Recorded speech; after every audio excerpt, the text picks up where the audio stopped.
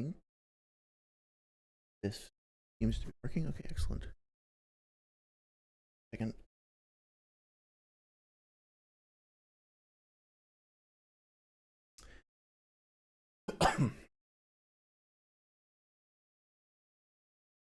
Okay, looks like it's live.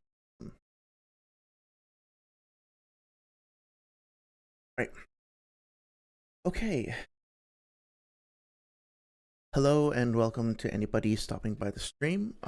This is John the Maven here, and today I'm going to be kicking off a new series of streams, talking about Kakuzu versus Pain in particular, going over some debates, trying to provide some commentary, analysis, and reactions to some of my favorite debates that I've listened to over the past few years, and also just kind of spending some time listening to some of the arguments that kind of inspired me to get into power scaling in the first place and to dive deeper into the Naruto universe in the first place, and talking about how my perception of those arguments has changed over the past few years as I've been trying to learn more about the series and more about the community and the arguments available. So to start off with, I'm going to be talking about this debate that happened between WeabooWarrior and Noodles a couple of years ago. I'm going to be doing a live reaction to this video. So let me just demonstrate where this video is. It's the video with this title, Noodles Debates WeabooWarrior on Kakuzu versus Pain on Noodles' channel. And it should be under his live section, I believe. So if you're having trouble finding it, I'll post a link in the description, but it'll be under his live section.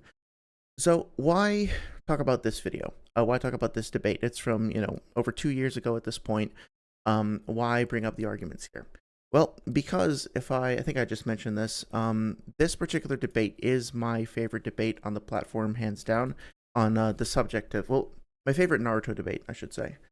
And that's because in addition to being such a thorough, investigation of these two characters and their abilities, it also provides a really interesting contrast when talking about debate styles.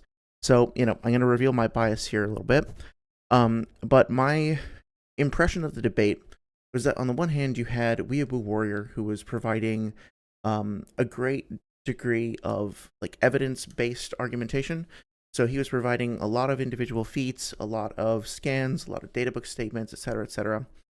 And while he had a great array of knowledge to bring to bear, he didn't necessarily have a lot of assertiveness and stick-to-itiveness with some of his arguments. So if I had to give him any feedback personally, all I would say is that there's an opportunity, I think, to be a little bit more aggressive, a little bit more assertive with some of the points being made. And when you're going up against an opponent who takes the sort of rhetorical style that Noodles does, that can definitely be to your advantage. So onto Noodles, on the other hand. Noodles knows a lot of individual things about the series overall, but in my opinion, he struggles to really understand them at a deeper level. He has a few arguments that he chooses and sticks to those very, very doggedly, very, very stubbornly, and relies pretty heavily on rhetoric to try to shift the debate in his favor. And so we have a very, I guess, tactical stance going up against a very, evidence-based stance. Not that Noodles doesn't use evidence or anything per se, and not that Weeaboo doesn't have any personality that he brings to bear, but there is a sort of polarization of the way in which these two individuals approach the discussion. And if you're interested in Naruto at all, I think you'll get something out of watching the original debate. I would highly suggest anybody who's interested in Naruto watch the debate. I would highly suggest that anybody who's interested in not just power scaling debates, but debates in general should watch the debate, because going through and really trying to understand the arguments that are being made, why they're effective or not effective, identifying things that you agree or disagree with, and then figuring out how to justify those reactions, I think all of that is going to be incredibly valuable to anybody who's interested, again, in the fandom, in the manga, or just in literary interpretation in general. So with that all being said, I've rambled on for long enough for this intro. I'm going to get started here. What I'm going to do is I'm going to play the debate starting from post the intro section, and I'm going to be stopping a lot.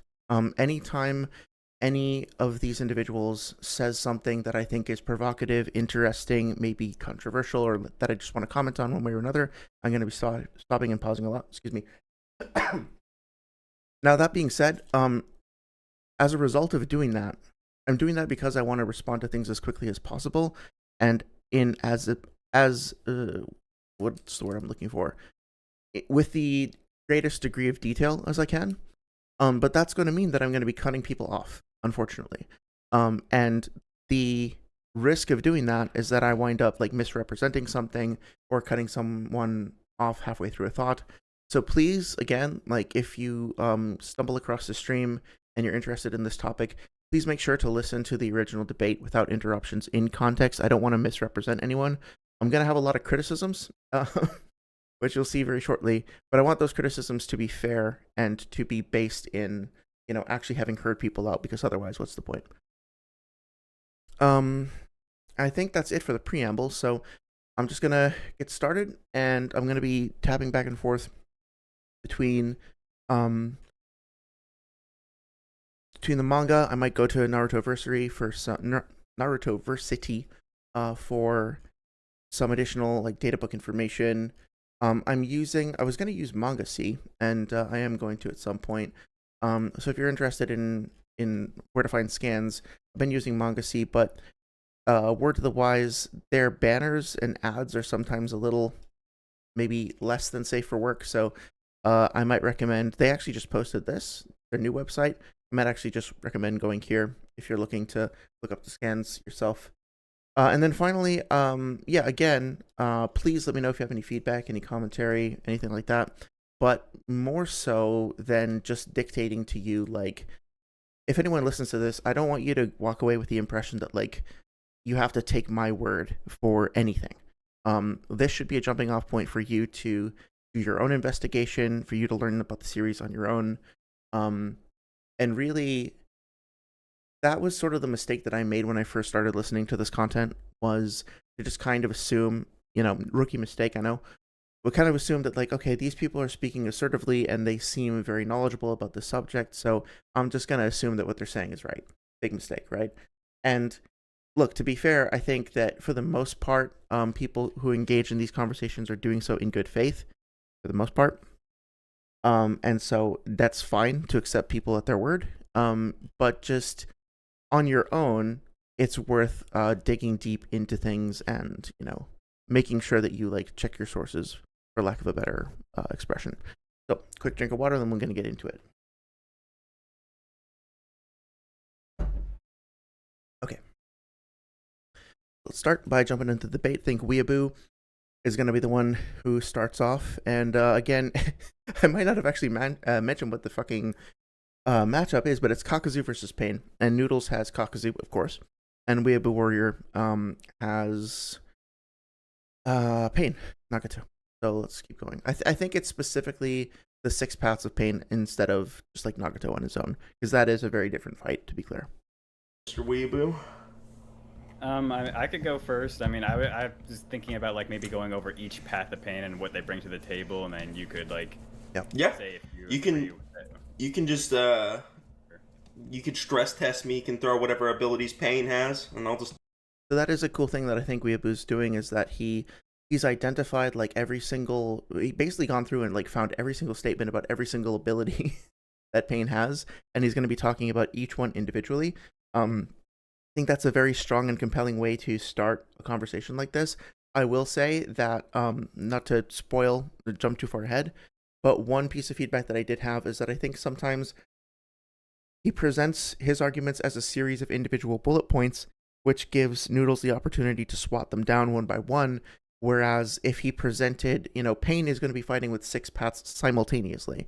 And so presenting an argument as to how Pain is going to coordinate that kind of attack with 6 simultaneous agents, instead of just going through each individual feat one by one.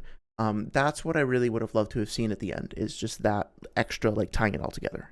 Talk about if there's any counters to each ability, or do you want me to, like, let you go through them all first and then, like, counter them one by one afterwards? What do you want to do? Yeah, exactly. Like I was saying, he's just going to, like, try to take the approach of like countering each individual thing as it comes up, which gives the impression that it's that he's like countered pain as a unit, if that makes sense. We could go by each ability. Like I could say an ability, and you could say if you think Kakuzu has a counter for it. Okay, yeah, that'll work for me. So feel free to go whenever. Okay, so I want to start with the animal path, who I think can arguably solo. Yeah, that's that might sound kind of spicy there, but I think Daigo Knight actually has a video where he argues that the animal path could potentially solo, and I agree. I'm not going to spoil why, but I know it sounds a little weird, right? But we're going to get into those arguments in just a second, and I would encourage you to go check out that Daigo Knight video, because he does a pretty good breakdown of why the animal path in particular is a very significant threat on its own. So he has the flying bird, which can help him keep him out of Kakuzu's range, as well as the chameleon to go invisible. But you could start with the bird. Does Kakuzu, do you think he has any range techniques that could reach him if he just decided to hide someone up there in a bird? So I will say, and I'm going to start looking for some scans in the meantime, just to have like some visual, like some eye candy. I do think that the bird could potentially provide some. You might have gotten a glimpse here of the interesting choices Mangasea makes for its banners. But yep. So maybe I should actually just stick with this site instead. Thankfully that they put this up. So yeah, the thing about the bird is that it has two like major feats, or two major like combat utilities. One is that it can dash directly at an opponent and essentially bash into it. And we see this happen in this particular fight, and trying to find that Jiraiya scan right now, where Gamaken uses his shield. Yeah, here he is. Here's Gamaken. In order to stop its movement. So the bird could potentially like fly directly at Kakuzu to like here. Okay, so this is chapter 375 for those who are interested. But here's Gamaken fighting off the dog, and then the dog, I guess, like kicks him or pushes him through the wall, sends him flying, and then the bird comes at him, and so the bird is obviously moving like really fast. He's able to close the distance, but before Gamaken hits the ground, so before gravity can accelerate him downwards. Maybe you don't think that's super impressive. We could do a calc on that and figure out how impressive that supposedly is. But point being, this is one thing the bird can do. And then what WeabooWarrior is talking about is that the bird could potentially also provide this subsidiary combat utility where the bird like flies around the battlefield and keeps the paths out of people's harm, out of Kakuzu's way, so to speak. And we can probably find that happening in the fight with Nagato, which I want to say is like 551?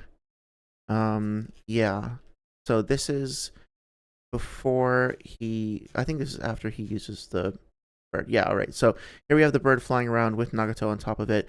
Now, something to keep in mind about this is that when we start talking about whether or not this bird would have significant combat utility, it's worth thinking about how fast it's actually moving and how big it is. So I mean, it's pretty fucking massive. It's as big as the dog, and it could potentially be a pretty big target, but also a pretty beefy target and difficult to take down, depending on its defensive capability. So again, the one of the key takeaways I'd like to suggest about this debate, or any debate, is that there's a tendency to make a statement like, oh, the bird would just like get out of the way, right? The bird would give him utility and he'd fly away. How fast is a bird going to be moving? How big is he? How many attacks can he take? Like, how good is the bird? I'm gendering him as he, in terms of being capable of like flying away from incoming attacks. These are all things to consider. Now, none of the things I said are like deal breakers, right? They're just things that you should keep in mind when you're talking about scaling. So, went on a kind of a long tangent here. Basically, the point of all that was just to identify some scans where we can see the bird in action, and now we can talk about exactly what it's doing with a little bit more clarity. Let's go back here. He can shoot lightning bolts, but he also, his hearts can fly. So. Okay. Do the hearts fly in the manga? I know we said we're going with manga. I think they do, yeah. I'd have to double check, but I'm pretty sure they're flying around Kakashi when he's on that tree. If you want me to look at that, I can check that. Yeah, you could. I'm pretty sure they're just jumping around, but it's possible they're flying. Maybe the wind one can fly. They for sure fly in the anime, but Yeah, so again, like, this is the difficulty of this, is like, on the one hand, WeabooWarrior has stated, like, well, the bird would be able to fly and keep the paths out of range. And on the other hand, we have Noodles saying, well, the Kakuzu's hearts, when they're separated and they're, like, in their animal forms, they can potentially fly too. That's fine, but now let's do an exercise where we pretend to assume the burden of proof. So, like, now I'm going to take Noodles' perspective, and I'm going to say, okay, it's my duty now to prove that the animal path, that Kakuzu's hearts can catch up with the bird. In order to do that, I would need to demonstrate them flying at a speed that's, high enough to be able to intercept the bird. And conversely, if I'm taking Weeaboo's position, I have to make the same exact sort of like photo-negative argument, right? Like, I have to say, okay, this is why the bird is so fast that Kakuzu's hearts will never catch up with it. If I had to pick the stronger case here, I would probably say that since we don't have a whole lot of evidence of the hearts actually flying around, that, like, I guess intuitively, since we do actually see the bird, like, doing some pretty fast aerial maneuvering, that it would have the advantage, and that it would be on Noodles to demonstrate that, like, basically all Weeaboo would have to do would be to say, Pain could put one of his paths on top of the bird and send the bird up. And so then it would be Kakuzu's problem to intercept the bird one way or another. So how is Kakuzu going to reach it? And Noodles can say, oh, with a lightning bolt, okay. Can you demonstrate that the lightning bolt is going to be fast enough to intercept this bird in flight? If you can, that's great. Maybe that's actually super easy. Maybe you can just say, hey, it's a fucking lightning bolt. Don't overthink it. It's the speed of lightning. So unless you demonstrate that that bird is faster than lightning, well, then, you win that point. Maybe. There are ways to counter that. There are there's ways that you can, like, kind of talk about it further. But that could be something to go off of. Anyway, now I found the scan. This is in chapter 334. And so let's just look at what happens here. So Kakuzu's first heart is dead. Hidan is, like, not particularly impressed. That heart falls apart. I love this panel and Hidan's reaction. I always wondered if we were supposed to infer from this that the individual paths, or individual hearts rather, have their own, like, souls, which is something that Noodles talks about. Like, are they sentient? Do they actually have some kind of personality that is lingering within them from the shinobi that the hearts were harvested for? This almost makes it look like an animal, like a dog or something that got injured, like an injured animal that's, like, looking up for help. But it could just be that this is meant to be, like, the lingering, like, personality of whoever was the shinobi that got absorbed. But let's see what the hearts actually do from this part, because they're not, maybe it's different in the anime, but they're not actually out of his body for very long. So they're kind of moving around a little bit. He sends them up. Don't see them in this panel. It looks like they might be jumping up here. And okay, there's these maneuvers. Okay, so Hidan is in the air, but he's, like, sort of jumping forward. We can see, like, the explosion, quote unquote, from his feet as he's launching himself off over here. The path comes up. I keep saying path. The heart comes up behind him and uses pressure damage. Okay, I don't really see any of the other ones in here, so it's a pretty narrow cone. And now all three of them are on the ground. And Kakuzu's getting ready to use False Darkness, which Kakashi intercepts. And we're definitely coming back to all this later, so it's good to take a moment to just kind of review this part of the fight. So now we have all three of them on the ground. We have the fire mask doing Searing Migraine, also called Intelligent Hard Work, apparently, is what the original Japanese translates to literally. This is important to note for later. Notice that the attack here is taking the form of like this rolling wave of fire that's sort of slowly encroaching on them. They all manage to get out of the way. I don't see any of the masks flying around. And here's Hidan. So they manage to clash, and he survives the clash. He's fine. I think they do fly around later in the war. I can go look up those scans off stream. I don't want to do that right now because it's going to take me a while to go through my notes. But I can put a note to myself. I'm going to try to use this Miro board to help keep track of things as well. So, Kakuzu war scans. Okay, we'll come back to that. And then, because we do briefly see them in the background at one point during the war. Where was that? Yeah. Don't see him flying around. So, I think I might as well just go back to the stream and see if he actually provides any examples himself. Maybe I don't need to do all this homework. But looks like he's brought the hearts back in now. He's combining them. The Shikamaru's battle. Yep, they're combined. I don't know where they are exactly. Presumably on the ground, but I'm not sure. Kashi counters, and then Kakuzu brings him down. Then he's about to die. Yeah, and so after this, Kakuzu brings his hearts back into his body. So my opinion, unless I miss something, is that we do not see the hearts flying around, at least until the war. And even then, I think we just kind of see them hopping around in the background. So, granted, they can jump off of things and they can get airborne. But can they fly with the same level of dexterity as like that bird summon? I don't know. I don't really think it's definite. So, anyway, I've talked for half an hour, almost about 2 minutes of video. So let's keep going. But I'll have to double check about the manga. I'm pretty sure they do either way. But yeah, he could shoot lightning bolts or something, or like one of his long-range fire jutsu up into the sky. But either way, let's just say he doesn't have the range. Okay, sure, Pain's flying up on his bird, doing his thing. What's the bird do to Kakuzu, though? Well, for mainly the bird is just going to help him keep Pain bodies out of the way that he wants to be kept safe. But yeah, the point I think of Weeaboo bringing this up is not to suggest that the bird can kill Kakuzu. That it's more like he's going through all of the individual points and trying to explain how many different pieces of utility and like how many different avenues the paths have in terms of just like being useful in combat. Not all of them are just AP related. But the bird did bash back Gamaken, who was using a shield to protect himself. And Gamaken does have a statement in the data book saying he's equal in power to Gamabunta. Okay. Yeah, so something I do want to take a moment and talk about that because I don't think WeabooWarrior mentions this. We can double check, but when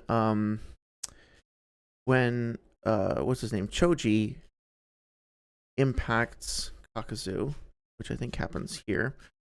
Yeah, when he uses Human Juggernaut or Spiked Human Juggernaut, he's coming down on Kakuzu from above. Kakuzu sees this coming.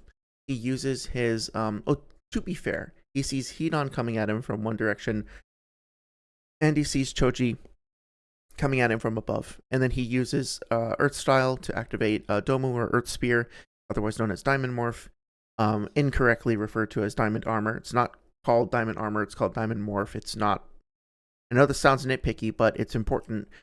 It's not an additional layer of armor that he like manifests on top of his skin. He's hardening his own skin with chakra. So when Choji comes down on him, he makes this oh, that's a different scene with Naruto. Let's go back to Choji real quick. He gets repelled, and we see Kakuzu over here like steaming, having used his hardening ability. So his response to getting attacked by Choji and what's his name, Hidan, is not to try to evade. It's not to try and blast them away with some kind of elemental jutsu or nature transformation jutsu. It's to wall up and defend and hold the line, right? Which results in him using his Earth Spear. And Earth Spear, Diamond Morph, if you're not aware, when he uses Earth Spear, he can no longer move the parts of his body that are affected by it. So when you see how his skin is darkened down here, he cannot move the body part that he has hardened. So he can't move that hand, he can't move his body, etc. while it's hard. So when this bird comes in, and smashes into him like this, it would be in character for him to do the same thing, especially if he's not sure if he can like dodge out of the way of the bird, for him to wall up and use Diamond Morph to harden his skin and negate the physical attack of the incoming bird. If he does that, as we just said, like, he can't move. And so now there are 5 other paths and however many other animal summons might be out that could potentially like flank him or like cause additional problems. There are other things that Pain can now do if he's in that position. And if you think that's just like a one-off, if we go to the fight with Yugito, which should be, I think it's in chapter 320. I might actually have it open in Manga C, but I'd like to try to avoid those banner ads that I mentioned. So let's try this. I think the chapter is called The New 2 or something like that. No, it's going to be a little bit before this, obviously. My bad. So the reason I'm bringing this up is because we have another example of Kakuzu in context. Yeah, it's a few chapters before this, my bad. Kakuzu in context, like being attacked by a big-ass monster type thing. And what does he do? Let's go through this. And we're going to need to reference this again because this comes up like a dozen times in the debate. So here's Maratabi. This is Yugito, the Jinchuriki's Biju. She's given herself over to the Biju and manifested in Biju mode, aka Perfect Possession, and now is doing this attack at Kakuzu. So Kakuzu sees this happening, sees Maratabi in front of him, sees Maratabi raise his hand up for this very obvious attack, and what does he do? He decides to stay in place, wall up, extend its hands, and absorb the impact of the shock of the attack, right? So, in character, Kakuzu's tendency is to respond to incoming attacks from large, like massive entities by acting defensively and shielding himself. So, it would be in character for him to act the same way here, and that would potentially make himself vulnerable to flanking and counterattack. And we know from the, I'm not going to pull up the scan again, but we know from his fight with Naruto later on that he is very, very, very, very, very, very, very, very vulnerable to being flanked. He doesn't seem to know how to process the idea of multiple people attacking him from multiple concurrent angles. So we will revisit that later. I think it's time to go back to the stream. Well, I don't think Gamabunta or Gamaken are particularly impressive, at least in comparison to Kakuzu, seeing as none of those animal summonings have feats on the level of Biju, who I think Kakuzu scales to for obvious reasons, but yeah. So I disagree with that because Gamabunta fought with the One-Tails. The One-Tails that he fought against only fired air bullets at him. Yeah, so I want to listen to that argument again in a second. Animal summonings have feats on the level of Biju, who I think Kakuzu scales to for obvious. Okay, so the statement there is that Kakuzu, the statement there is that, let me actually like write it out because I want to be clear. Sometimes it's helpful to write things out, right? So, here. So, we are talking about, lost my train of thought, one sec. Reasons. Animal summonings have feats on the level of Biju. Right. So, animal summonings have feats on the level of Biju. Okay, and Kakuzu has a Biju level feat, but Gamabunta does not. Therefore, Gamaken blocking the attack from the bird summon is irrelevant, or it doesn't matter because the bird is not Biju level. I'm not doing a great job of perfectly representing it, but if I'm understanding it correctly, Noodles is basically saying like, yeah, the bird pushing Gamaken back doesn't matter because Kakuzu is a Biju level fighter, and the paths haven't the animal summons haven't demonstrated anything on a Biju level. But Weeaboo's counter to that is, of course, that, well, yeah, Gamabunta, so Bunta is relative to Ken, Gamaken, and Bunta has fought a Biju. And the Noodles comments by saying that he only used air bullets. So the only there is completely irrelevant. Like, he fought a Biju, and the air bullets that were used by that Biju were Biju level attacks. When Kakuzu fought Yugito, all that we ever see him do against Yugito is block a pause strike, right? Because remember, this is the only thing we actually see him do. And then there's this explosion, and then the next time we see him, the fight is over. So you could flip that argument around and say that, like, well, Maratabi just used pause strike on Kakuzu. And we can talk about, like, I know there's some other feats related to, like, Yugito and Maratabi attacking with their power later in the series, but that in and of itself should be something to challenge this particular feat, right? If you're going to accept this, let's go up and actually look at it again. If you're going to accept this as a Biju level feat, if this is a Biju level feat, then what Gamabunta does is also a Biju level feat. So just keep that in mind, because we're going to start to get into some semantic territory that is a little bit unfortunate, and I want to encourage people to be vigilant about the kind of rhetoric that's going to be used. So I'm also trying to find the particular fight with Gamabunta, which I think is before this, right? I can also just look at my notes. Okay, yeah, here we go. So I think where he uses the air bullets is the chapter before this. Yeah, okay, so let's just take a look at what actually happens here. Gamabunta is fighting off against Shukaku. This is just before, so Gaara is still in control at this time. This is just before Gaara uses the perfect possession. Or no, I'm sorry. He's in perfect possession mode. He's in Biju mode, but he hasn't given over his consciousness to Shukaku. So here Gamabunta is, Gaara notices him about to do something, and Gamabunta dashes towards him, and Gaara does react to him and seems to be like raising up his arm to try to block, but Gamabunta fucking blitzes him and then immediately like cuts off one of his arms. So if you accept that this exclamation mark pointing towards Shukaku here, as well as this, are signs that Gaara is aware of the incoming attack and does try to actually raise up his arm. And I don't think it's his tail, because his tail is like back here, and it doesn't have these like upward hooking claw things, right? So I do think his arm is down here, and then he raises his arm up in an attempt to like block Gamabunta. Gamabunta gets there before that can happen, and he just slices his arm off and sends it flying. So here is Gamabunta executing a blitz and a instant dismemberment on a Biju. Now, you could argue that this doesn't matter because Gaara is, or not that it doesn't matter, but you could dispute this in a debate by saying Gaara has not fully given away his consciousness to Shukaku at this point, and so when he does, Shukaku gets even stronger. So I guess like if you really wanted to be like solipsistic about it, you could dispute whether or not this is a full-on Biju feat. Depends on where you calibrate your standard of evidence, I guess. But yeah, and there his arm goes flying.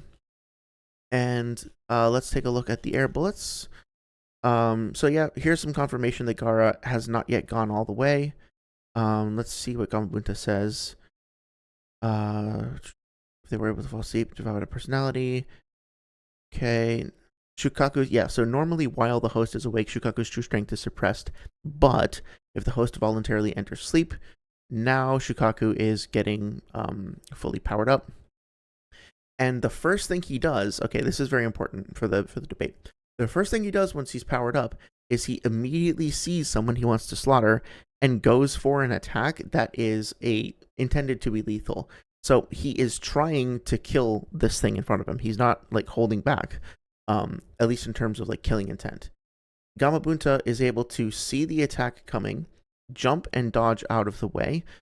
Take a moment and appreciate just like how massive this is like a chakra sphere, right? And it's just tearing through the forest and decimating everything around it without losing momentum. Well, I don't know if it's not losing momentum, but you know what I mean, right? It's like obviously got a ton of momentum behind it as it's blasting the forest apart. I love the way that the text is formatted here too for the onomatopoeia. And Gamabunta manages to evade it. So whereas Shikaku previously, Shikaku was not able to evade. Okay, it's Gaara, right?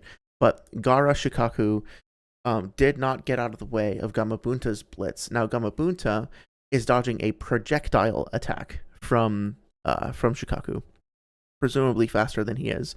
Although we can talk about that as well. Gamabunta manages to pop up, and so interestingly here, he actually forms hand signs and seems to accumulate water in his cheeks before blasting the bullets out, whereas Shikaku, I wonder if this is meant to be his hand sign, because really all it does is he's just like, oh, excuse me, it looks like all he's doing is just smacking himself in the belly and then causing the chakra bullets to pop out. Whereas Gamabunta actually has to take the time to form the hand seals, which is pretty funny. So Gamabunta fires these off. Now let's look at what happens here. He fires 2 bullets. Those 2 bullets intercept the incoming 5 from Shikaku. And the explosion of those first 2 creates this like screen of water, and Gamabunta doesn't see that last one coming in until it's too late. He tries to like air control to get out of the way and doesn't manage to do so. So he is matching each one of his bullets is worth 2 of Shikaku's, and his sword is strong enough to cut through his sand. So, and this is like full on Shikaku in full on Biju mode, right? So this motherfucker is Biju level. I mean, there's no disputing it. Like, he is fighting on par with a Biju. Not to mention that he's also like not fighting totally uninhibited, because here, is it here? No, it's in the previous chapter. Naruto says like, "Hey, you got to be careful, Gamabunta, because my girlfriend is like over there. You can't be thrashing around. You might injure her." Let's see if I can find that. Should be here. Gamakichi says something like, it says, or maybe it's earlier in this chapter. But anyway, like, it's not like Gamabunta is like bloodlusted either, depending on how you define that. Like, he's not going berserk or whatever. He's got Naruto on his head. He's got Gamakichi with him, and he's also like now trying to avoid this part of the forest to avoid hurting Sakura. So he's limited in his mobility and his efficacy, but he's still like kicking Shikaku's ass. And then let's just wrap this section up, and we'll go back to the debate in a second. Naruto here specifies that Gamabunta is actually using his chakra and strength, and Naruto is providing Gamabunta with the like template for the transformation. But even though Naruto is like providing the fox imagery, so to speak, or the fox form, it's ultimately like Gamabunta's physical strength that then holds Shikaku down. And again, this is full power Shikaku. This is a Biju. So yes, he has assistance from Naruto, but it's his strength and his chakra that's empowering the jutsu. So here's another example of Gamabunta taking on a Biju. So this statement that he is just using air bullets is kind of meaningless. He does use air bullets, and that becomes part of why Gamabunta is Biju level, if that makes sense. Okay, so 40 minutes into the stream, for almost 5 minutes into the video. We're on a roll. Let's keep going. I think Kakuzu scales too, for obvious reasons, but yeah. So I disagree with that, because Gamabunta fought with the One Tails. The One Tails that he fought against only fired air bullets at him. So yeah, the only doesn't matter. And then he almost died to it. But it hurt him. He didn't say it. Well, I don't think he said it almost killed him, but he says if he takes a few more of those, he'll die or something along those lines. Yep. Yeah, but he was able to take a few, or one he took, but and he matched one with his own jutsu. Yeah, I just don't know how impressive those air bullets are. Mm-hmm. I don't. So what makes you think Kakuzu scales above them? Above the Biju? Or above Yeah, the or Toads? above both. Okay, Either well, both. there's direct statements that Kakuzu is just stronger than Jinchuriki. Like, there's the statement in the Funo Show booklet, which was a special booklet released um, in a Naruto exhibition in Japan. It was written by Kishimoto. I want to pause for a second and just say that like that you might have noticed a potential issue with the statement that like he is stronger than Biju and Jinchuriki. Notice how that was not rendered as a singular; it was rendered as plural. Like it's left open as if, oh, maybe we're talking about multiple Biju, multiple Jinchuriki. So just put a pin in that for now. Um, I would not say that you cannot use material like Funo Show in one of these debates or discussions. I'm not saying that they are not valid. Oh, excuse me. That they are not valid pieces of information if they're written by the author, but it is worth noting that the source that's being provided as part of a core argument for one of the characters here is not coming from the manga from a primary source. It's not coming from a data book or secondary source. It's not even coming from like a community accepted translation or something like that of a data book or that could be disputed but is still like close to the source. It's coming from a limited publication that I guess few people even have access to. Most people won't even know about, and is only available to Japanese speakers. And Noodles, I don't believe, provides a translation here. So part of me wants to say, if you have to go that far out of your way to try to find a piece of evidence to support your claim, like, why is the evidence not coming from the series proper? Like, is there not enough there to demonstrate your case that you have to reach that far away for it?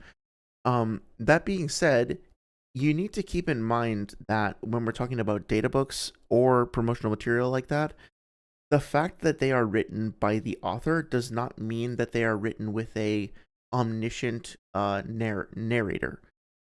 There is the concept of the unreliable narrator. The data books are rife with exaggeration, with hyperbole, it's the same thing, but with like metaphorical, flowery language. They're not like precise sources. The fact that they have the name data in the title does not mean that they are like collections of mathematical fact. Or like precise scientific measurement. Many, many, many, many jutsu, in addition to character descriptions and such, have exaggerated descriptions, inaccurate descriptions that are put there for flavor. There is an assumption in the community that the primary purpose of the data books is to give people verbatim exact information. That's just an assumption. And it's an assumption that does not match up with the actual spirit or intent or content of the data books if you actually read them. Same thing goes for this Funo Show. Like, why should we assume that they are written with a reliable narrator and meant to be taken at face value? The fact that this statement was included is interesting, but it should be considered the first step in evaluating it as a piece of relevant data for this discussion. And it's basically just like a little mini data book, and in it, it literally just directly says that Kakuzu can, or he has a bit combat abilities that are above Jinchuriki, and or something along those lines. It says combat abilities that allow them to capture Jinchuriki. Okay, I will also say that like if you are going to pull from a source that's this obscure, you need to actually have the fucking source. Like you need to bring it with you, and presumably if it was only ever released in Japan, it would need to be translated, and translation is not like transliteration, right? Or what's a better way to put this? You can't simply just translate things word for word and assume that the full intent is going to be conveyed. So you would need to demonstrate why the translator is qualified to make the translation in the first place, and then kind of go from there. So yeah, bring the source. And all of Kakuzu's combat abilities are just AP reliant things, like ninjutsu or taijutsu. So he would just have to be strong enough to harm Biju and be stronger than Biju. But most Jinchuriki can't really. I find that phrasing a little bit it feels a little bit sneaky. Like it feels like he's trying to kind of like insert one statement and then kind of like creep on top of it, if that makes any sense. That sounded weird. I guess he starts off by saying like he should be able to fight Biju, but then he should be able to beat Biju and then be stronger than Biju, right? Like he's compounding it. But all those things are individual different things and should be corroborated bring out individually. The full power of their Biju or control it. So I'm not sure if that would scale him to the actual. Yugito was a perfect Jinchuriki. She mastered her Biju, and that's the one that Kakuzu fought. Do you have evidence for that? Yeah, I have the data book statement. Okay, so we're gonna let him get the data book statement. Because I know there's a statement from Danzo that says she's not one of the ones who harnessed the full power of the Biju. Danzo didn't know about Yugito, but that doesn't mean that she didn't master her Biju. Okay, so we're gonna have to talk about this, and this is the sort of thing where I might actually make like a separate video about. But let's see the data book scan. I want to see it in context, right. And then we can talk about like what the issue is with it. If that's okay with you. Yep. Okay. You can see at the bottom it says Yugito. Okay, I'll just read it. So this is for Yugito, who we just saw. The proud sharp kunoichi who hosts the cat demon inside her. Yukito became the Two-Tails Jinchuriki when she was only 2 years old. Despite being a target of disdain, she trained hard through sheer will and gained mastery over the tailed beast, earning the trust of her peers. Okay, so here's the thing. When people talk about perfect Jinchuriki, let me see if I can do a little pull up of my own. I had this article before, and I wanted to I think I lost it. Oh yeah, here we go. So I would encourage anybody who's interested in this topic to read this thread on Reddit from Magic Mushies over here, and just go through here. I won't read it aloud, the entire thing right now, but I want to talk about this term perfect Jinchuriki. So perfect Jinchuriki is a fan term. It's something that was generated by the community. It's not something that you're going to find in the data books or in the manga itself. And it comes from this line where Obito is saying, he's talking about B getting away from Sasuke and about like how great a shinobi B is overall. And he says he is a shinobi who is perfect Jinchuriki material, right? So one way you could interpret that phrase is to say that like he has the perfect he has the perfect material that you would want in somebody to be a Jinchuriki, if that makes sense. So like if you were told by your boss like, hey, we want to give you a promotion, you're perfect management material. Or like you're visited by an army recruiter or like called up by an army recruiter who says, hey, I think you'd make perfect soldier material, right? That doesn't mean you would be the perfect soldier necessarily or the perfect manager or whatever else. It means that you have all the attributes and qualities, though, that they would be looking for in a soldier or in a leader or something like that. So B could be potentially this perfect Jinchuriki. It's possible. But you could also read this as Obito simply saying that like he is the ideal candidate for becoming a Jinchuriki. Now that being said, the fandom ran with this term, perfect Jinchuriki, and decided to use it to refer to specifically somebody, a Jinchuriki, who has a relationship with their Biju, like B does with Gyuki, where they don't have to fight the Biju for control of their chakra. They don't have to do the tug of war that Naruto has to do when he gets KCM1. They don't have to worry about the tailed beast taking over their soul, like we just saw with Gaara, right? Where was it? It was in the previous chapter, but you know what I mean, right? Like it's such an advantage to go from being a imperfect Jinchuriki to being a perfect Jinchuriki, because not only are you getting access to a great deal more chakra, not only are you no longer having to micromanage and divert your attention towards like trying to not get your soul devoured or wherever else, now you also have a friend who's going to look out for you, who's going to be like replenishing chakra for you in the middle of battle. And also remember, like Gyuki can wake B up if he gets captured by like caught up in a like a Sharingan Genjutsu as an example. So there's a lot of benefits to moving from imperfect Jinchuriki status to perfect Jinchuriki status. That being said, there are only a scant few or scarce few perfect Jinchuriki in the series. B is one. Arguably, when Naruto goes into KCM2, he is one as well. This article, I think, this write-up suggests that maybe Naruto isn't, or he said he was baiting, so maybe there's some discussion about that. Maybe, Minato, when he gets access to, like, Kurama's chakra and KCM in the war, maybe he counts, sort of, but it's not the same because he hasn't, like, grown up with a Jinchuriki and, like, developed that relationship with them. And that's it. That's really it. It's just Naruto and B. I'll have to pull up the scan. I'll write this down for later in my... Do I not have my stream notes? Oh, yeah. So I'll write this down for later to pull up. But, like, Gyuki... There is a statement from Kurama later in the series. Maybe I can just find this in my notes real quick. Where Kurama is talking to Gyuki and he says that no, I guess I don't have it here. That the only person who's achieved a relationship like this with their Jinchuriki has been Gyuki with Kurama.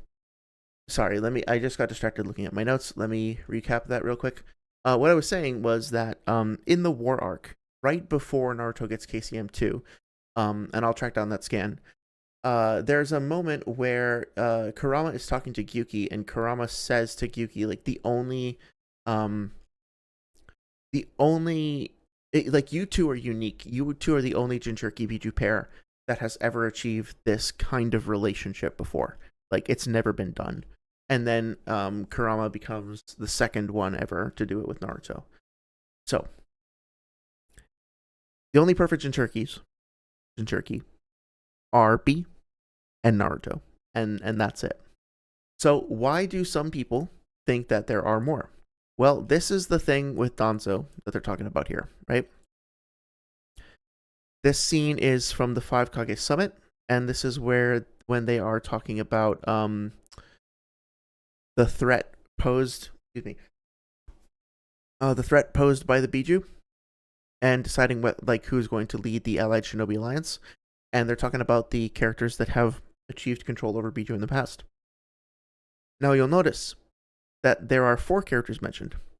One of them is Madara, and one of them is Hashirama. Neither of these are Jinchuriki. So, in order to achieve mastery or true control over a Biju, according to Danzo, you don't need to even be a Jinchuriki in the first place. When Danzo talks about control, when Danzo talks about mastery of the Biju, he is talking about the ability, one way or another, to get them to do what you want, basically, to get them to follow your orders. Now, B can do this with Gyuki. Danzo does not say anything about the relationship between B and Gyuki. He doesn't say he can do this because he's friends. He can do this because, like, he's just an exceptional, they're great companions, and he unlocked this, like, friendship buff or whatever. He doesn't appear to know about that one way or another. And as for Yagura, we have no idea. No idea whatsoever what the relationship is between Yagura and their Biju. So all we know from this panel is that Danzo thinks that you can control a Biju. Here are various people who have controlled them from various ways. That does not mean that this motherfucker over here is a perfect Jinchuriki, and it certainly doesn't mean that these two are either. Now, let's listen again to what Noodles said there real quick. Is it this one? Yeah. Let's go back. 4. Oh, wait. Jumping back a sec. Danzo didn't know about Yugito. Okay, so he just made the positive claim that Danzo didn't know about Yukito. Now, he's not going to substantiate this. We can talk about this further. But he's trying to get ahead of this and address the idea that, like, okay, well, if Danzo's listing off all of the characters who who have achieved, like, total control over their Biju, then why wouldn't Danzo mention Yugito if she is indeed a perfect Jinchuriki? Well, a potential way to get ahead of that is to just say, well, he didn't know about Yugito. But why? Where is it ever stated that he doesn't know about Yugito? Isn't that an assumption? Why would he know about B, who's a more closely guarded secret, who's, like, the right-hand man of the Raikage and who's like been kept under house arrest and all that, but not know about Yukito? Isn't it also possible that he does know about Yukito and he doesn't think that Yukito is a perfect Jinchuriki? Okay, that's about it. You could potentially take this statement here. I'm guessing that might be a weird translation. That might be an opportunity to like delve into that further. Or like that might be open to interpretation or whatever. But like you could look at that and say, oh well, perhaps Yukito fits into that's about it. You know, there's a couple of other people out there who are nearly perfect in Cherokee or whatever. But Danzo doesn't give us any information one way or another to suggest that he has an opinion on Yukito at all. And the natural conclusion from this would be that Yukito is not a perfect Jinchuriki. Now, Noodles is going to talk about that databook statement, so let's go back and hear what he has to say. But that doesn't mean that she didn't master her Biju. Right, notice that Danzo didn't say anything about mastery either, did he? He said control. So let's look at it again. They're going to read it out, actually. I'll just put it in DMs if that's okay with you. Yep. Okay. You can see at the bottom it says, Yukito, who became a Two-Tails Jinchuriki when she was only 2 years old. Despite being a target of disdain, she trained hard through sheer will and gained mastery over her tailed beast. And this is basically confirmed during the Kakuzu fight, because when Yukito sees them, she can just transform on hand, which is something that only KCM2 Naruto could do when he starts cooperating with the Ninetales. Okay, well, it's not something only KCM2 Naruto can do, because we see B doing it here. But what Yukito does specifically is different than what he does later. I mean, he has a very unique form with its own like unique and a graphical style and everything. But let's look at what actually happens here, right? So she is releasing the chakra from Marutabi. I love this line. And now she's in perfect possession or Biju mode. And what does he done say? She's completely turned herself over to her tailed beast spirit. Okay, now let's go back here. See what happens with Gaara. And I think this is actually something that Weeaboo mentions, so I don't want to make it sound like, oh, I'm such a genius, like I came up with this argument, but I think I'm literally just paraphrasing something that Weeaboo is going to say in a minute, but I'm missing the exact panel here, but yeah, going over here, right? So there we go. Gaara turns himself over to Shikaku. Shikaku's personality takes over. He starts getting bloodlusted. He starts attacking viciously, and the tone of the fight completely changes, right? So what Yukito is doing here is exactly the same thing that Gaara is doing, except a more advanced version of it, where she doesn't need to like put herself to sleep. She can just let Marutabi out. But that doesn't mean that she's capable of this, of the partial transformations, of the willful switching between like this V1 cloak state and the V2 state that we see B go into during his fight with Kisame later. There's a whole conversation with maybe I should just like pull it up on the side, but like when B is fighting Kisame later, Gyuki has a statement where he's talking to him about like, okay, you want to start fighting in V2 state, you're gonna like bring out 8 tails or 7 tails and not all 8 of them at the same time. So really what B is doing as a perfect Jinchuriki is much more intricate and advanced than I think I found it here. 1 second. That what Kisame is doing is much more advanced than what these two are doing. So let's just take a look really quick at that fight. So it's 468, I believe. Let's try this actually. All right. So, yep, there's where the bear gets involved with the panda and whatnot. Oh, and this is useful too because we could back up and look at the statement from Danzo as well. There's Sakura being a troll. Okay. It does kind of irritate me, like, how they always jump back and forth between these different, like, narrative arcs. Okay, we're getting there. Or not quite there.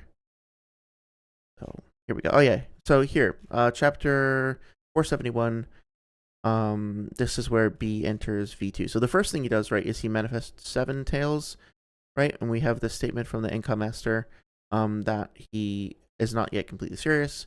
Then he goes in, he loses his chakra, and then I think he goes into version 2. Yep. So here's going into the version 2 Red Cloak state. And yeah, it's just so freaking cool. But as a result, you know, he's able to do this. We don't see Yukito doing anything like that.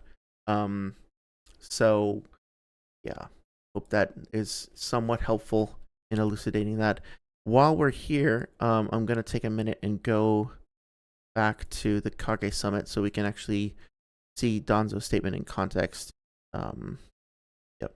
So it's a few back. So I was just reading this the other day.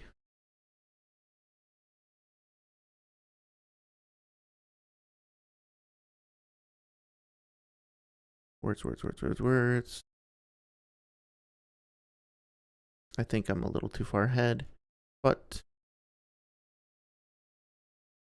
going back. Yeah, so I mean, like, I don't want to discount Yukito's feats entirely, but I do want to mention, like, just how it might actually take me a little longer to find this than I thought. But basically, it's just worth mentioning that the fact that she can transform is not in and of itself proof that she is perfect or whatever. Okay, here we go. Okay, so this is in chapter 458, and let's just read what it says. It's necessary for a Jinchuriki to mature together with his or her Biju to adapt to it, and even then, control is difficult. It's not a snap of the fingers. Isn't that right, Lord Kazekage? To begin with, the only few who have ever achieved true control over the Biju, right? So he's not saying mastery, he's saying true control, are Uchiha Madara and first Hokage Hashirama, plus fourth Mizukage Yagura and Lord Raikage's younger brother, Killer Bee. That's about it. Okay, so I guess there's not that much more to glean, but there is more information on the Akatsuki here, so it is useful to review this stuff. It's always nice to see things in context. So with that being said, let's recap. The suggestion here, the suggestion being made, is that Yugito is a perfect Jinchuriki because she has mastery over her Bichu and because she can transform on hand. However, being able to transform on hand is not unique to her. Gaara can do it. So you don't need to be a perfect Jinchuriki to do it. Remember, Gaara, I won't make you guys go through the entirety of this fight again, but Gaara can also do, like, one limb at a time, you know? Like, he's gradually transforming. He doesn't do it all at once. So partial transformation is not even unique to a perfect Jinchuriki. And then finally, like, being able to turn yourself over to it isn't. And finally, this statement from Danzo about, like, oh, you're a perfect Jinchuriki if you have full control over your Pichu.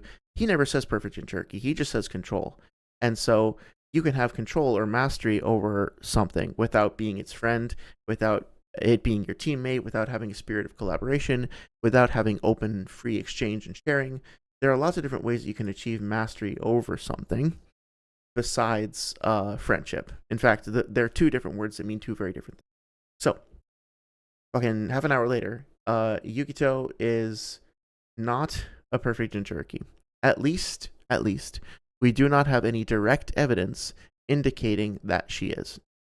So, with that being said, now we can go back to the stream. Yeah, but though it said she gave her body over to the tailed beast, so it's not really clear if the tailed beast took control or if she's truly friends with the two tailed. It says she gained mastery over the tailed beast, so, and earning the trust of her peers or whatever. But yeah, gained mastery over her tailed beast. That suggests to me that she's mastered the power of her tailed beast either way. I mean, yeah, like, mastering something suggests to me that she has mastered the thing that she has mastered with mastery. Yes, I agree. I mean, even if she did master it, you could say Kurama Cloak Naruto mastered his power of Kurama that he took from Kurama, but being a perfect Jinchuriki requires you to be friends with the tailed beast itself. Yeah, Yeah, she was exactly. able to fully transform into them like immediately when she sees them. That to me suggests that they'd be friends because you only do that. The only times we've seen that happen is when with Killer Bee the Eight Tails and Naruto the Nine Tails, And Gara. because they're a perfect Jinchuriki, you know. So it would just be consistent with her just being a perfect Jinchuriki. It would be consistent, but just because something is correlated does not mean that it is directly the case, if that makes sense. Like, yes, if we found out that she was a quote unquote perfect Jinchuriki, and also we then went and looked at this feat where she was able to transform on hand, those two things would not be mutually exclusive or compete in any way. But that does not mean that just because she can transform on hand, that she is a perfect Jinchuriki. Hopefully that made sense. Donzo statement's interesting because he does only talk about Yagra and the Eight Tails, but he doesn't know anything. Like, the Akatsuki didn't even know that Yugito had mastered her Jinchuriki, and they're specifically like hunting these dudes. So yeah, that's an interesting statement. He doesn't know anything. Did you catch that? Let's go back.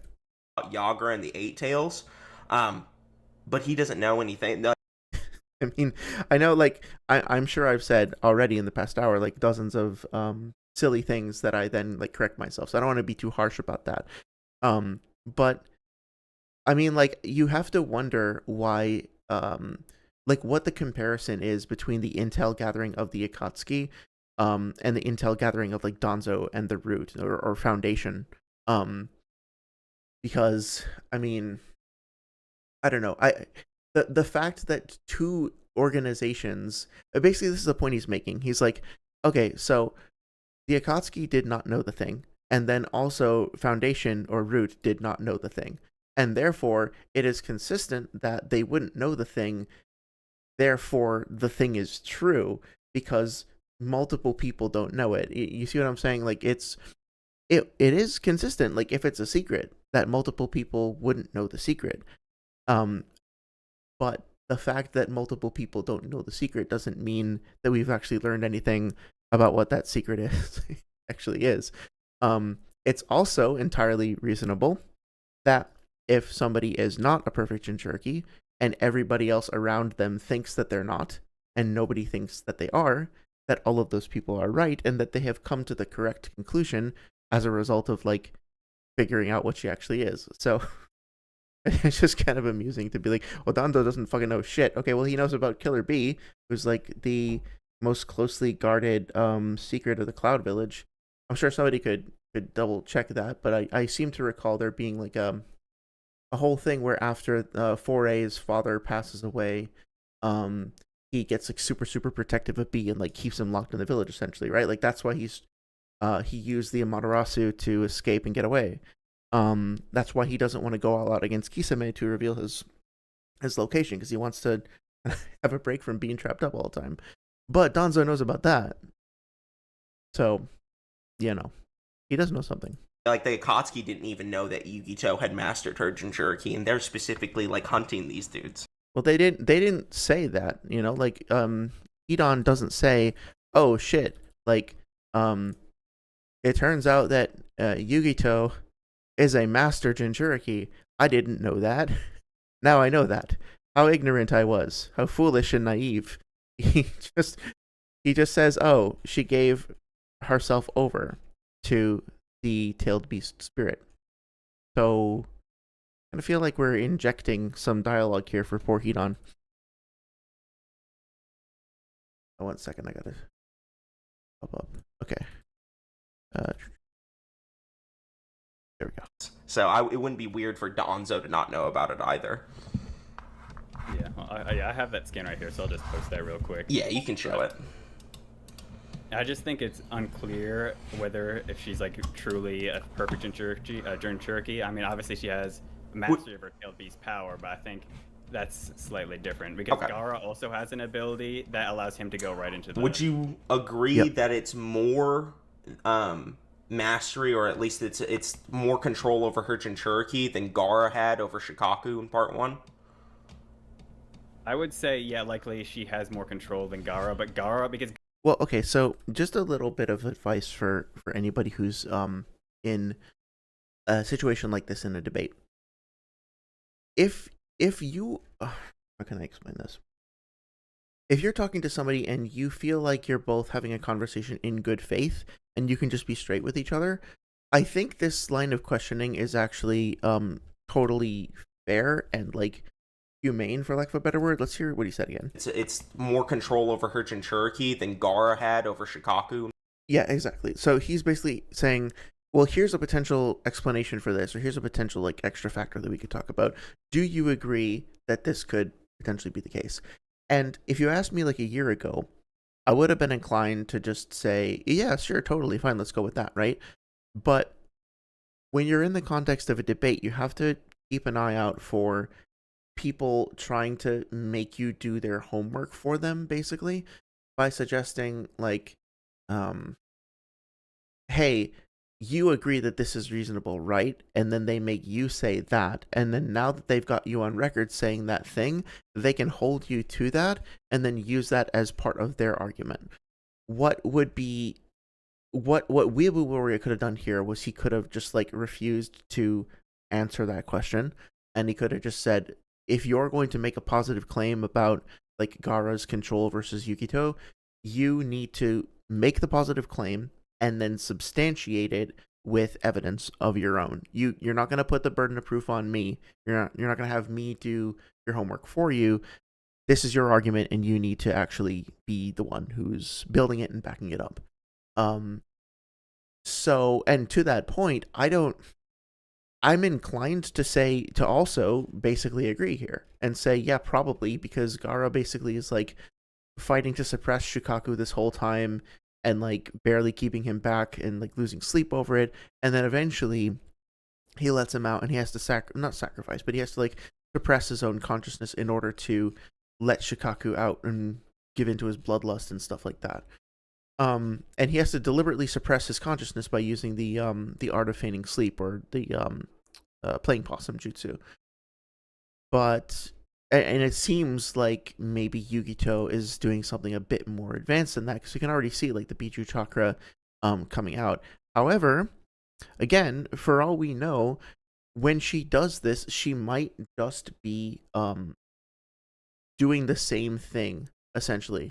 Like, she might just be suppressing herself and letting Matatabi run rampant. We don't know, like, if she's in there, like, if she's awake and conscious, or if she's, like, in control and, like, wielding him like a giant mech suit, essentially, like B might do, right?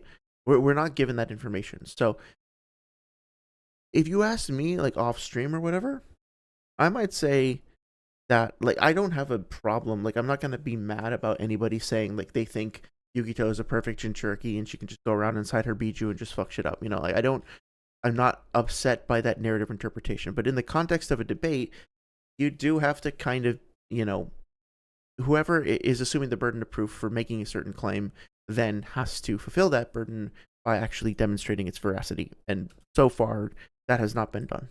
In part 1? I would say, yeah, likely she has more control than Gaara, but Gaara, because Gaara's technique's a little different, he just gave full control to Shukaku. Yeah. But it says their minds, like, meld or something, or hold on, let me get that. He has to fully wake up before Shikaku, like, takes control, basically, is how it works. So Shikaku's power progressively grows as, like, Gaara falls asleep or something along those lines. Here's the... Yeah, I'm going to pause and read it out loud. Now, let's just take a minute and read the title of the jutsu. Let's all enjoy this together. Feigning sleep technique. Okay. Here it's referred to as feigning sleep technique. And that makes sense, right? Given the context and what we know about how the jutsu works. Here it is. Let's go to the... Oh, sorry, that's my stream control. Let's go here. And let's actually take a look at the technique that Gaara uses. He cuts off his arm, and I think it's down here. Yep. What does he call it? Tanuki Neri no Jutsu, the art of playing possum. Okay, so art of playing possum or the art of feigning sleep, right? So just keep that in mind. Let's read what this says. Now to set free the soul of the evil monster that dwells inside. A jutsu where he applies, he being Gaara, I'm guessing, applies a technique of forced sleepiness upon himself while simultaneously having his chakra merge with the Shukaku's own, becoming one with it in body and mind. Freed from his spiritual medium's control, Shukaku draws upon its inherently massive reserves of chakra to rampage as its destructive instinct dictates. Awaken the demon within. This technique demands that the spiritual medium be ready to surrender their personality to the Shukaku.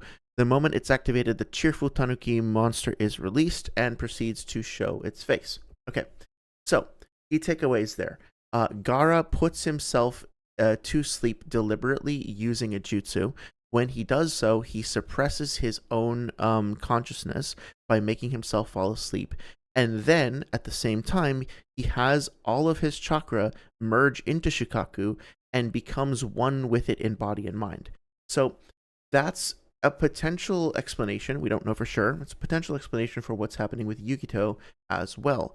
When she goes into that that state, that Biju mode, that she could very well be doing the same thing, where she uses a jutsu to unleash the chakra, and then she just exists in a melded state with Manatabi. Now, the term mastery you could potentially interpret as, well, no, she retains control. Okay, I would be okay with that explanation as well. But again, none of this has anything to do with, like, being friends with Manatabi or, like, having free access to his chakra or companionship or any of that stuff, right? None of that is necessarily implied. Anyway, getting back to here, remember the name of the jutsu. It's going to be important later. Statement. It's jutsu where he applies a technique of forced sleepiness upon himself while simultaneously not having or having his chakra merge with Shukaku's own, becoming one with it body and mind, freed from its spiritual medium's control. Shukaku draws upon its inherently massive reserves of chakra to rampage as its destructive instinct dictates. Yeah. And then there's also these statements right here. I'll show you the true strength and spirit of the Saiyan spirit, and gratitude for giving me such a good time. Shukaku. One thing I will say is that I wish that WeabooWarrior would provide scans of the whole page. Like, I know it's convenient and all, and it's like attractive for like eye candy to provide like smaller clips and specifically to provide like color scans. But honestly, like after a while, it's just like not all that helpful to see the scans outside of context. I really, really wish we would just be able to see. This is not such a big deal. It's pretty easy to find these chapters, but especially for later, like that Donzo thing, if I hadn't just read that recently, I had no idea where the fuck that was from, because you don't see any other characters around him. You don't know who he's talking to. So, and I think maybe you could be like, oh, that's just like John's like brain fart or whatever. But I think most people who don't have like an encyclopedic memory like fucking Six Paths does, aren't going to be able to just like pull that scan out of whatever unless they're very familiar with the topic. So anytime you can provide a whole page, it's super appreciated. Shukaku's true strength is suppressed normally while the host is awake. Yeah, I mean, Gaara obviously would suppress him because he's not running around rampaging. So basically, when he goes, when Gaara goes asleep, the true strength of the Sand Spirit comes out. That means Shukaku's full power is coming out. Yeah, that's fine. But the statement I have earlier for Yugito is showing that it's not just her power; it's also the Biju's power, because she's mastered the Biju's power. So it's still more than Gaara. Well, potential issue with that is that like the fact that so Yugito, let me write this out because it's useful to sometimes write it out. Oh, let me get the actual notes page up 1 second.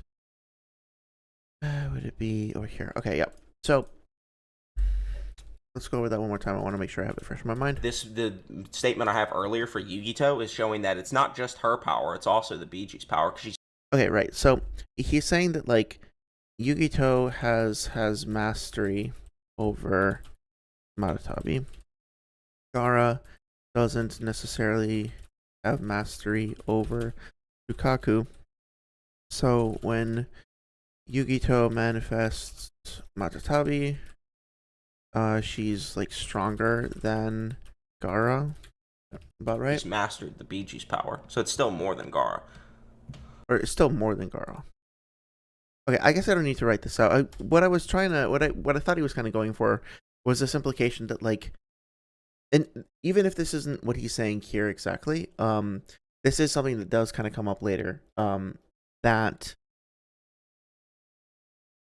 the idea that an individual going from being a non-perfect Jinchuriki to a perfect Jinchuriki would mean a massive power boost for that individual. Absolutely. Like, unequivocally, that is definitely the case. However, the idea that then that Jinchuriki would necessarily be stronger than any regular Jinchuriki, not necessarily the case, right? Because let's say we have Gaara, and Gaara is not a perfect Jinchuriki, but he with Shikaku over here has like I'm gonna invent like a power level, right? We'll just say that he has like a power level of 1000 here when he's an imperfect Jinchuriki with Shikaku. But then like he becomes a perfect Jinchuriki and his power level goes up to 5000, right? So it's a 5-fold increase in power. So now let's say Yukito has a power level of 100, and when she becomes a perfect Jinchuriki, like she starts off as an imperfect Jinchuriki with a power level of 100. Then she goes to perfect Jinchuriki, she gets a power level of 1000. So she's actually had a 10-fold increase in power. That 10-fold increase is more than Gaara's 5-fold increase, but that does not make her stronger than base Gaara. She still is relative to, or possibly, I think if I did my math right, she's relative to that base Gaara now. So becoming a Jinchuriki, a perfect Jinchuriki, is an impressive thing in and of itself, but in order to actually have that be relevant to anyone else and to have it factor into a fight in any meaningful sort of way, you need to scale that. You need to actually demonstrate how it actually connects. So I know that's not what he's saying right here. I do think it comes up later, and I did want to take a moment to really clarify that, because it is going to come up again and again. Being a perfect Jinchuriki doesn't somehow magically make you the strongest in the land, right? It just gives you a power boost, and then you need to figure out how that makes you relevant to other people. It could be a bit more, but I don't think it's Okay. crazy Well, amount more. I still think since she has more control than Gaara did, and she's infusing her own chakra I do think that she has more control in all likelihood, yeah. plus the Biju. Actually, no, what? I'm gonna back up and not cut him off, and I'm actually gonna say that, like, no, like, I think it, especially if you take that databook statement into account and you just accept that at face value, yeah, Gaara is not really in control of Shikaku. I think that's totally fair to say. So you want to say that Yukito is just a better Jinchuriki overall and has more control over Maratabi? I think that's totally reasonable and would be inclined to agree. Maybe I could, like, be a dick and say, like, well, prove it, you know, like, push harder on the burden of proof stuff, but I mean, whatever, it's fine. A bit more, but I don't think it's Okay. crazy Well, amount more. I still think since she has more control than Gaara did, and she's infusing her own chakra plus the Biju chakra she's mastered, she would be more powerful than Shikaku.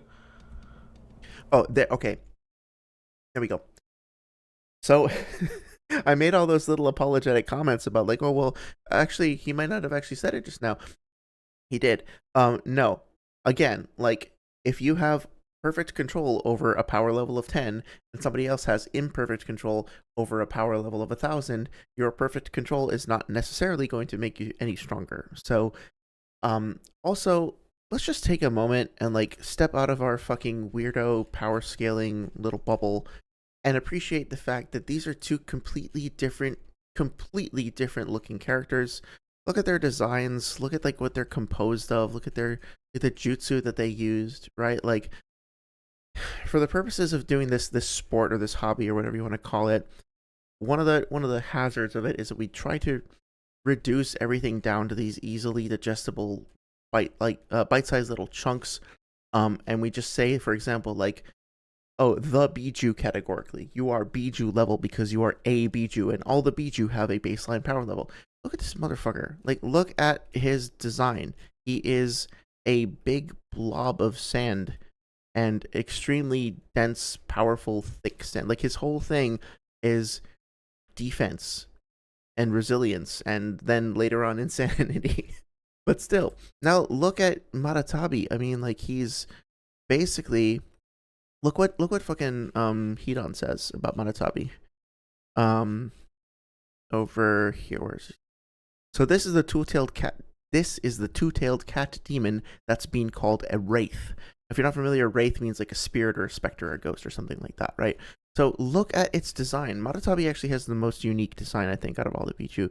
He basically looks like a living chakra flame. Look at that. Like, the flames are like wicking off of him, and like he's not even necessarily made of fur so much as he is of this almost like, I don't know, he looks like something out of like Okami, right? Like, I think the style of this art is called ukiyo-e, if I'm not mistaken, but he looks like a painting come to life. Like, look at that shit, right?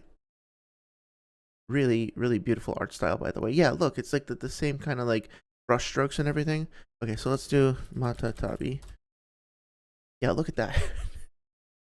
Okay, look at that shit. And now let's go and look at Shikaku.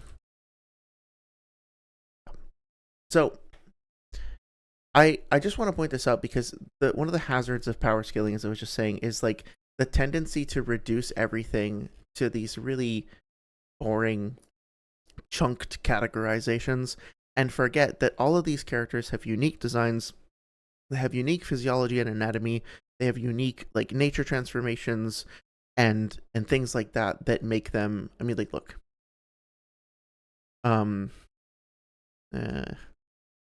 nature didn't come out as great as I wanted it to, but look, like, they each, I will say that if you look at like Son Goku and Kokuo and Saiken and all that, and Chomei, they all seem to have like relatively similar anatomy, and then you get to Isobu and Maratabi, and then they seem to be a little bit more differentiated. But like these guys over here are kind of, I love that he's a little grub too. That's amazing. That, you know, their anatomy is like a little bit less differentiated compared to like these two are just like such polar opposites. But yeah, anyway, when we're talking about equating these characters, can we just like not forget for a second that we're reading a manga? Can we not forget for a minute that we're enjoying a piece of art that, despite all of our like weird obsessive calculations and arguments, that these characters do have a specific artistry and like beauty to them that has been cultivated to specifically tell us non-literal things about their intended function and strength and purpose. We just like relax a little bit. Yeah, but the scan I showed above, it says becoming one with it, body and mind. So you could argue that also means he's sleepy. He's not. In. No, I don't think so. He's sleeping. He's sleeping, but Shukaku could be taking control of his chakra as well. There's no proof they can do that. Okay, this actually pisses me off. Like, this is the first time in the hang on. I'm gonna try and keep this chill. Like, I don't want to get like too worked up or anything, especially since I just fucking said like, let's all just relax a little bit. So let's just take a step back, take a deep breath, right? But I do want to say, for the record, that this sort of thing really bothers me, and I want to encourage anybody who might happen to watch this to be on the lookout for things like this. So let's listen to it one more time.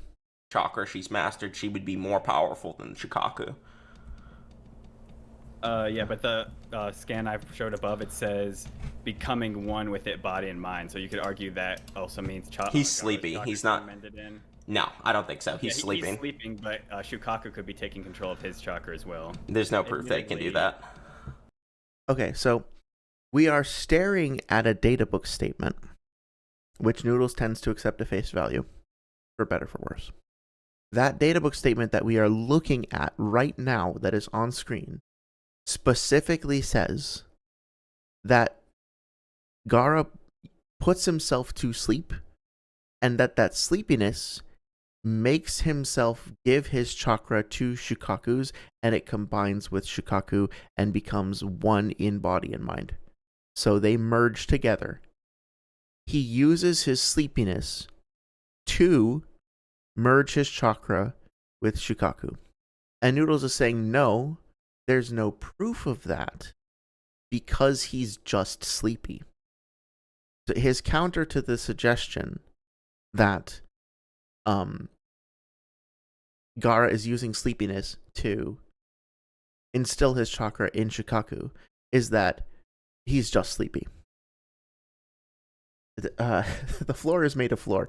Like I don't even know what to say. It's just so weird.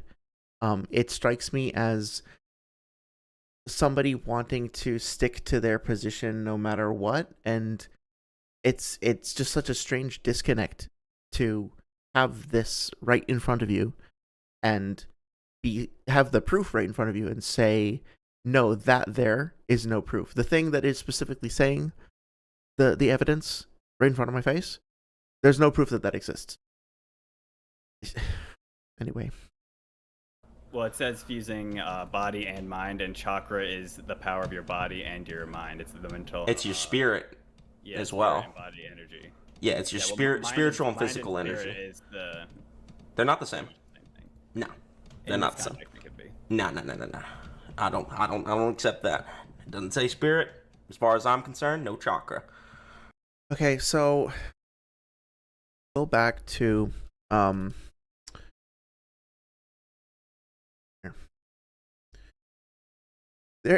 I will admit that there is some ambiguity about this, and I can get how it's confusing.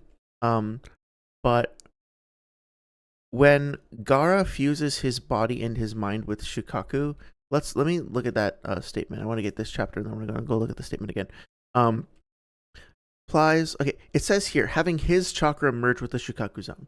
So whatever your opinion is about like whether or not a spirit, you need to have a spirit to have chakra or whatever else, doesn't really matter at all, because it says right here, having his chakra merge with the Shikaku zone. Well, I know that like this can be a little confusing. So I would encourage anybody out there to read through chapter 90, and specifically this conversation with Naruto and Ebisu. We don't need to go through the whole thing together now. I would encourage you to check it out, though. Excuse me. But basically, there is a little bit of ambiguity about how chakra is actually produced. The way that Ebisu describes it here is that you use your mental energy and your physical energy to produce chakra. Now, mental energy sometimes gets called spiritual energy, and sometimes it gets called mental/spiritual energy. So it's a little bit confusing. But going back to, maybe I can just do this too. Yeah, so you accumulate this energy inside of you, and you use it to produce stamina. You take your mental energy and your physical energy, and you put those things together, and they become this thing called stamina. And then, if you take those mental and physical energies and combine them... Oh, wait, no, I'm sorry, hang on a sec. You know what? Fuck it. I'm just going to read this out because I don't want to like mislead people. I don't want to confuse myself either. And you can tell how confusing it is. Okay. These show in easy terms the flow of physical and mental energies collectively called stamina, which move within the body whenever a ninja uses ninjutsu, taijutsu, or genjutsu. This diagram represents a healthy state of full stamina prior to use of a technique. So, your stamina is your mental energy and your physical energy. And you can use it directly to cast taijutsu, or you can use your stamina to produce chakra and then use it to produce signs, ninjutsu or genjutsu after using a sign. The mixing of mental and physical energies, or in other words, the production of chakra. Okay. First, in the case where a ninja is going to use taijutsu, stamina control is simple. Taijutsu do not require signs at all, nor with a few exceptions do they require chakra. It is only necessary to expend the precise amount of stamina required by that particular move. Okay, so here we have Lee.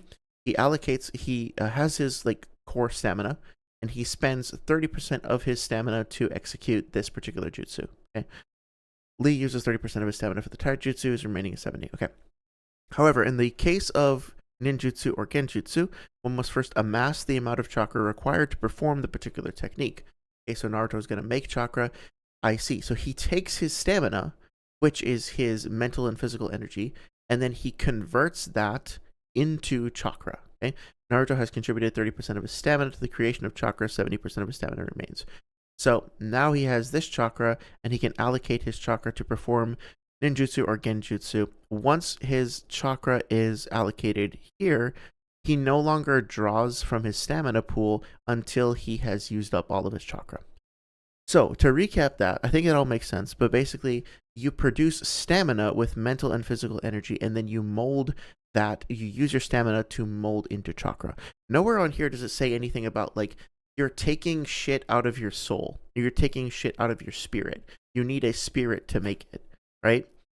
That is not what is being described to us. Now, I understand that this, like, mental energy does get conflated with the term spiritual energy later on. That is true. One other thing I want to check here is if we go back to, I want to say it's chapter 24, but it might be more like 20. It's when they're doing the running up the trees training. So let's start at 20, find our way around. So this is Inari's backstory. Okay, here we go. Oh no, so it should be previous chapter, I think, when Kakashi's explaining all this. They're already doing it. So let's see. Okay. Yeah. So here's what Kakashi says. To use no more. Okay. It's also the most difficult skill even for a master ninja to command.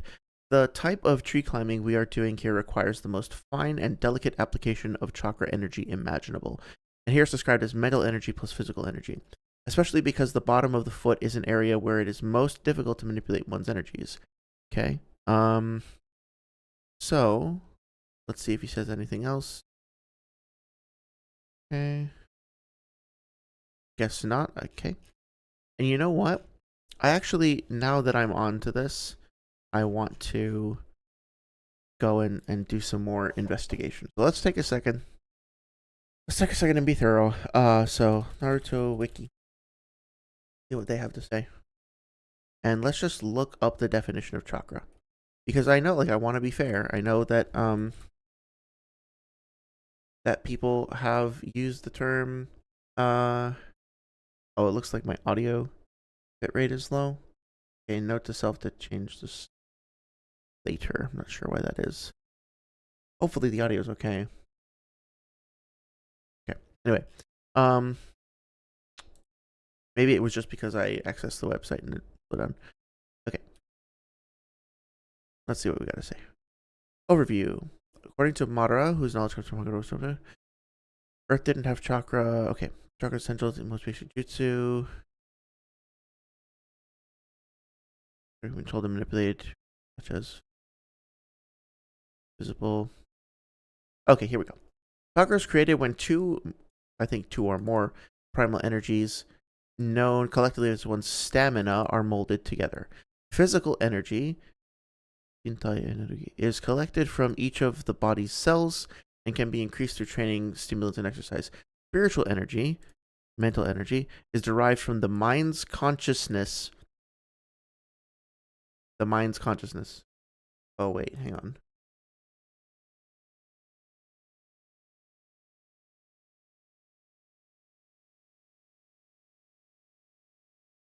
One second.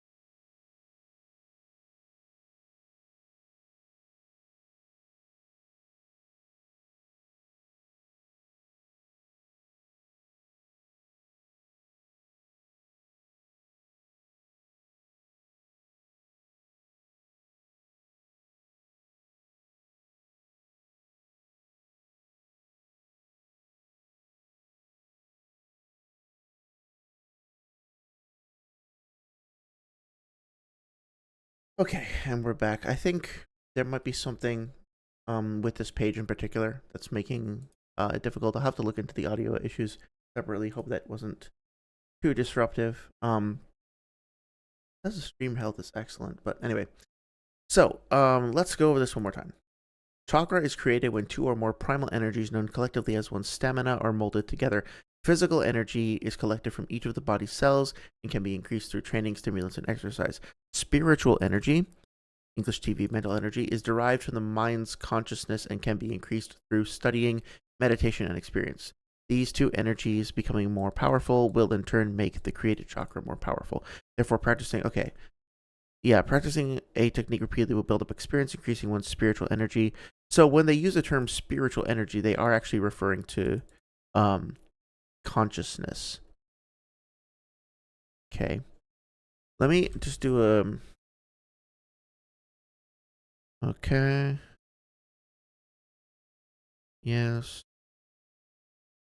Hinduism. Okay, so that's a reference to Hinduism. I see. Spirit of a... Yes, okay, that's fine. So a spirit can confer chakra. But so Noodles seems to think that, like, you make chakra by taking something out of your soul and spirit, and then, like, you're using soul power or something. But that's not it. The fact that it uses the term spirit doesn't actually mean it's literally using your spirit. As counterintuitive as that might seem, that's not what's happening. You're using the energy from your mind, from your consciousness, and then energy from the cells in your body.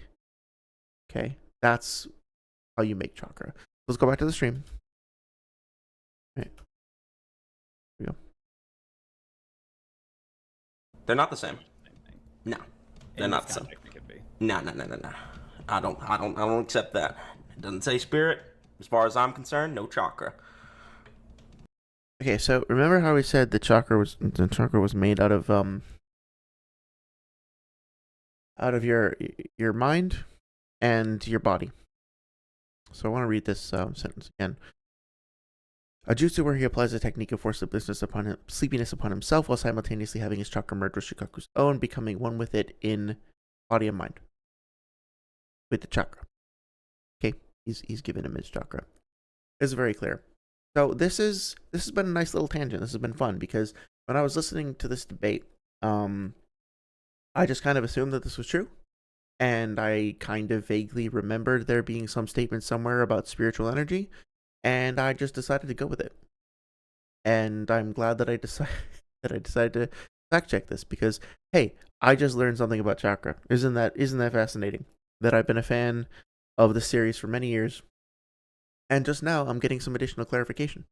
So this is another reason why I like talking about this shit.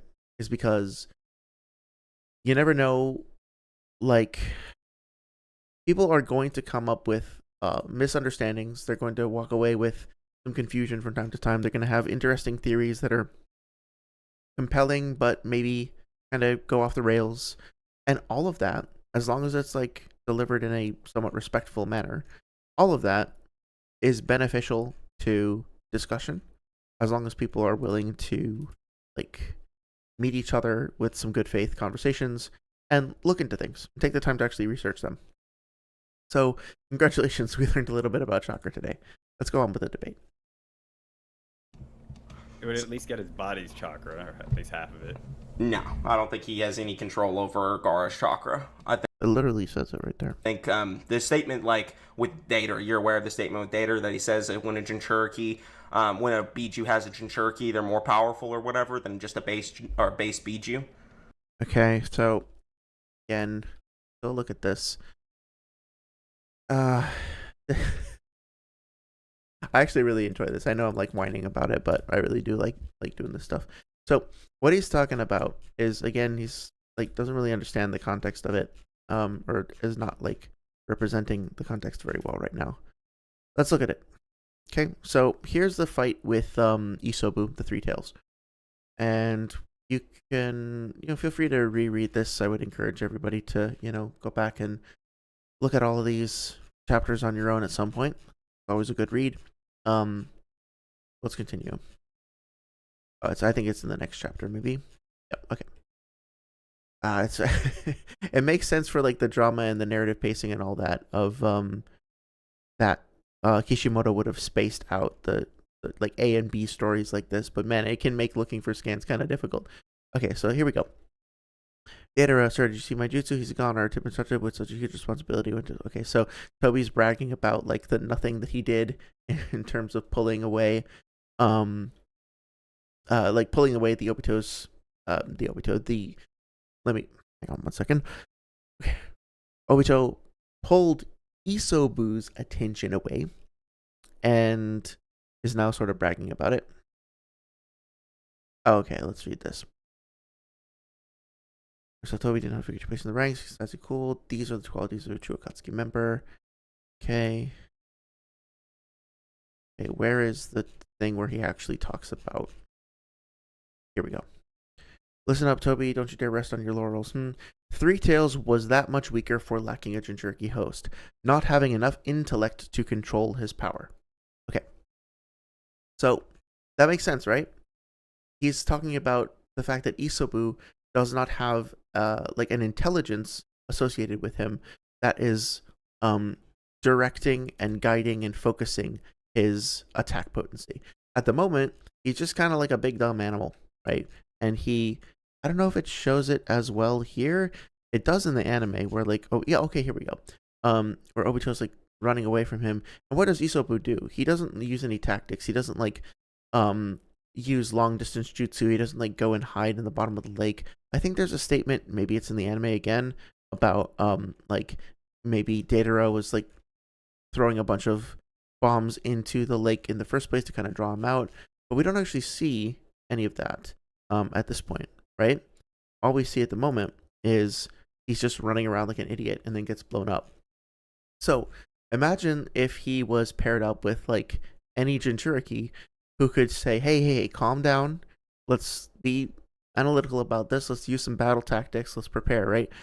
Deidara is specifically saying this Jinchuriki was fucking dumb. Not the Jinchuriki, the Biju was dumb and didn't have an intellect to guide it and harness its power. Okay? So it's not just that having a Jinchuriki at all makes you stronger. It's that having a Jinchuriki who can focus your attention and work with you tactically makes you a much better fighter. So that's important. Intellect is important. Yeah, I think. But Wait, he also said that's because they're not intelligent enough to control their power. But Yes, thank you. Shukaku clearly is intelligent enough to control his. Yes. I don't know if that's true or not. He might not be that intelligent. I don't know how intelligent Shukaku is. I mean it's such a unhelpful statement to make. Shukaku is very clearly intelligent. He's speaking. He's like he's doing more than Isobu was, right? Like using long range jutsu and stuff. He's able to anticipate his enemy's attacks and like hold a position and actually land attacks. He's having a conversation. I don't know if he's like a brain genius or anything. Like he's definitely competent. I mean, at the very least, we see him without a Jinchuriki host fight against Sage Mode Madara and damage him and block his Susanoo attacks. Yukito did too. Yeah, so I mean, that should at least. No, she did not. Maratabi did. I don't know if it's worth pulling this up, but I like doing so. So this is another mistake / assumption, and I actually, you know what, it is worth trying to clear this up. So bear with me while I find the scan. But it's he basically just said that Yukito fought against Madara, and here's Madara. He just got his body back, got Sage Mode, and now they're gonna start fighting. And here's did he already get wounded by the attack from Gaara? Oh yeah, okay, sorry. Let's go back to the attack from Gaara. Here we go. So here's Sage Madara. Sage Mode Madara, whatever. Here's all the Biju. So who do we have here?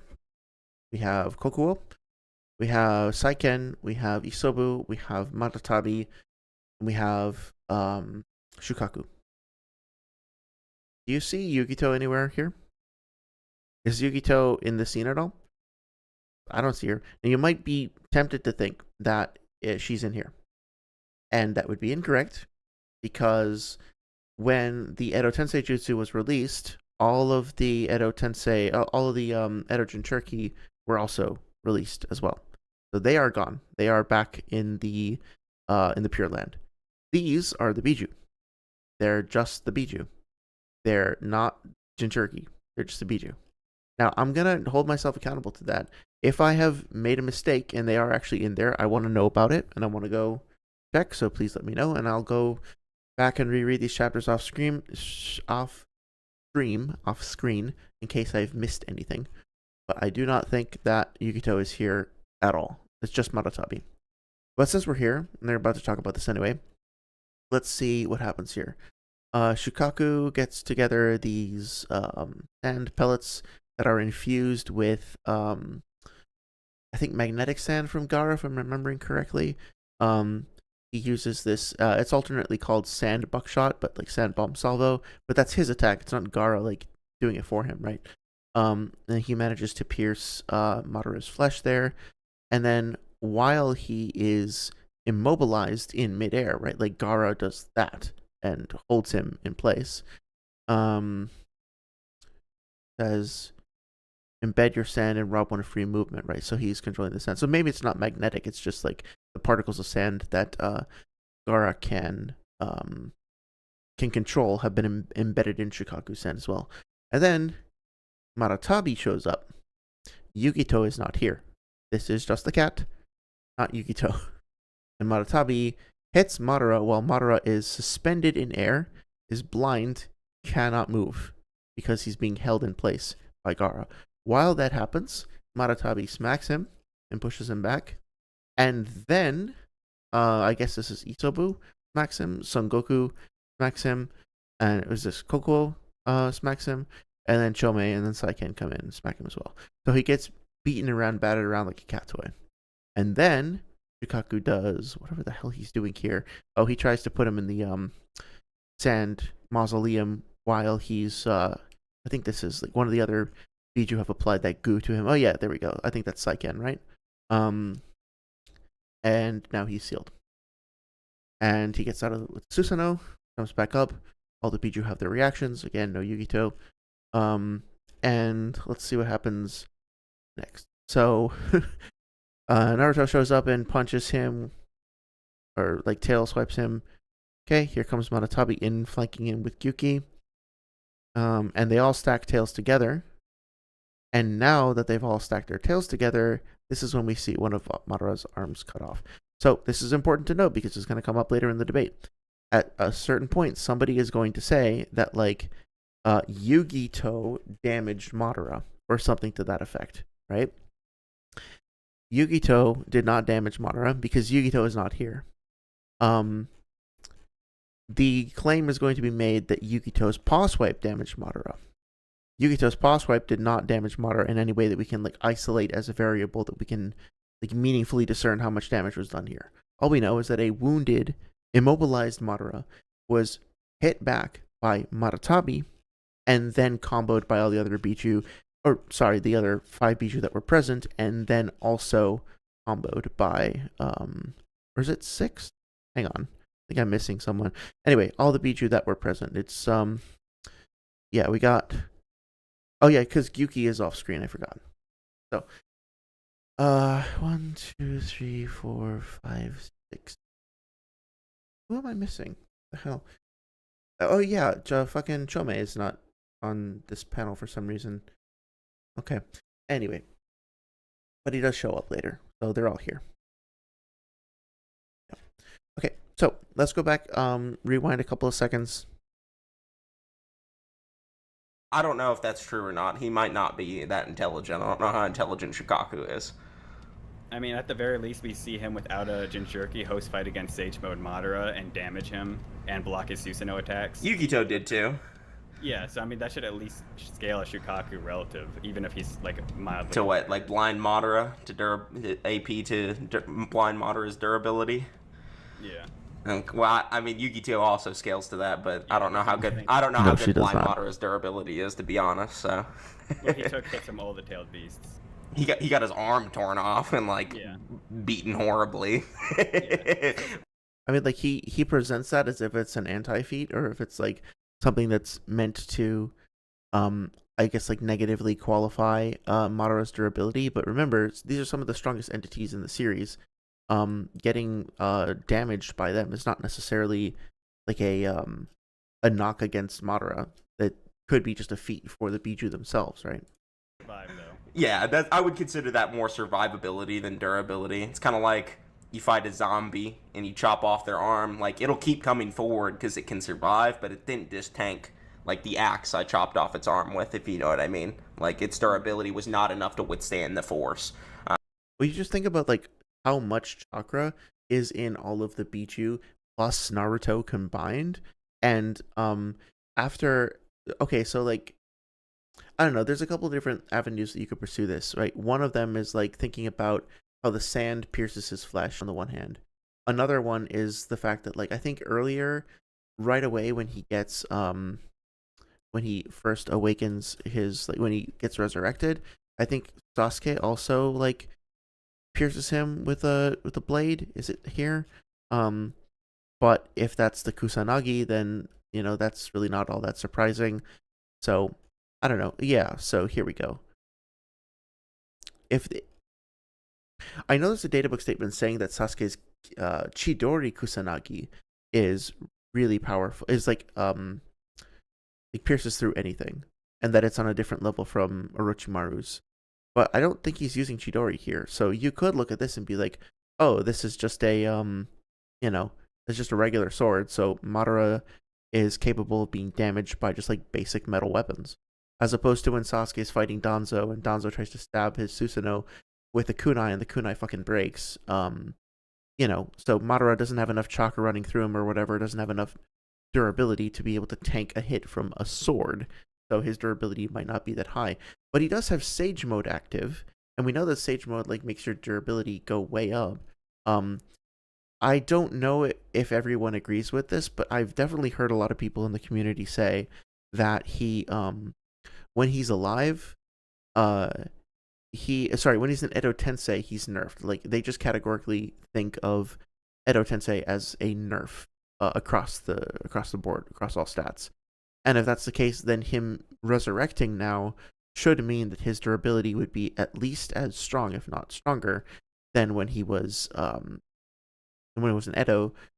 In which case, he might have also just let himself get pierced by the sword here, so that he can read Sasuke's eye patterns, whatever the hell he's doing. So yeah, I don't know. I think that there is plenty of room to discuss his durability. I think that there are, if you assume that he's relative to the way that he was during the war, then he has plenty of good durability feats from back then. So it just becomes a matter of like what you think his intention here is.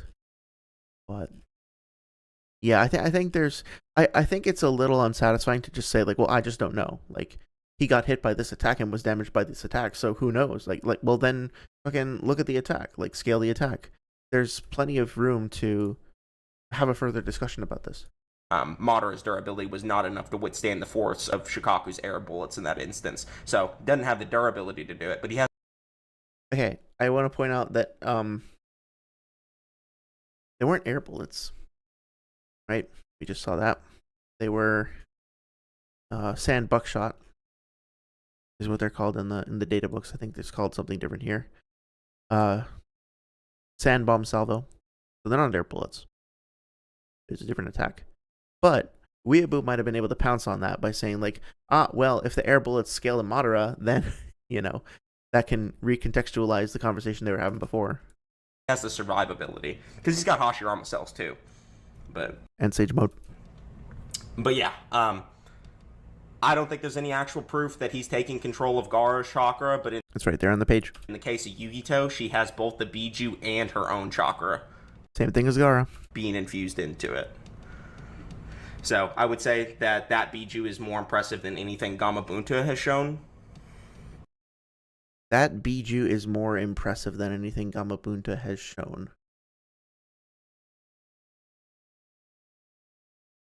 So if you really wanted to like substantiate that claim, a way that you could approach it would be you could look at the you could try to get a damage calc on the air bullets from Shikaku, and then try to compare that to, do I even have that chapter up anymore? Damn it. Try to compare that to the ones from Yukito.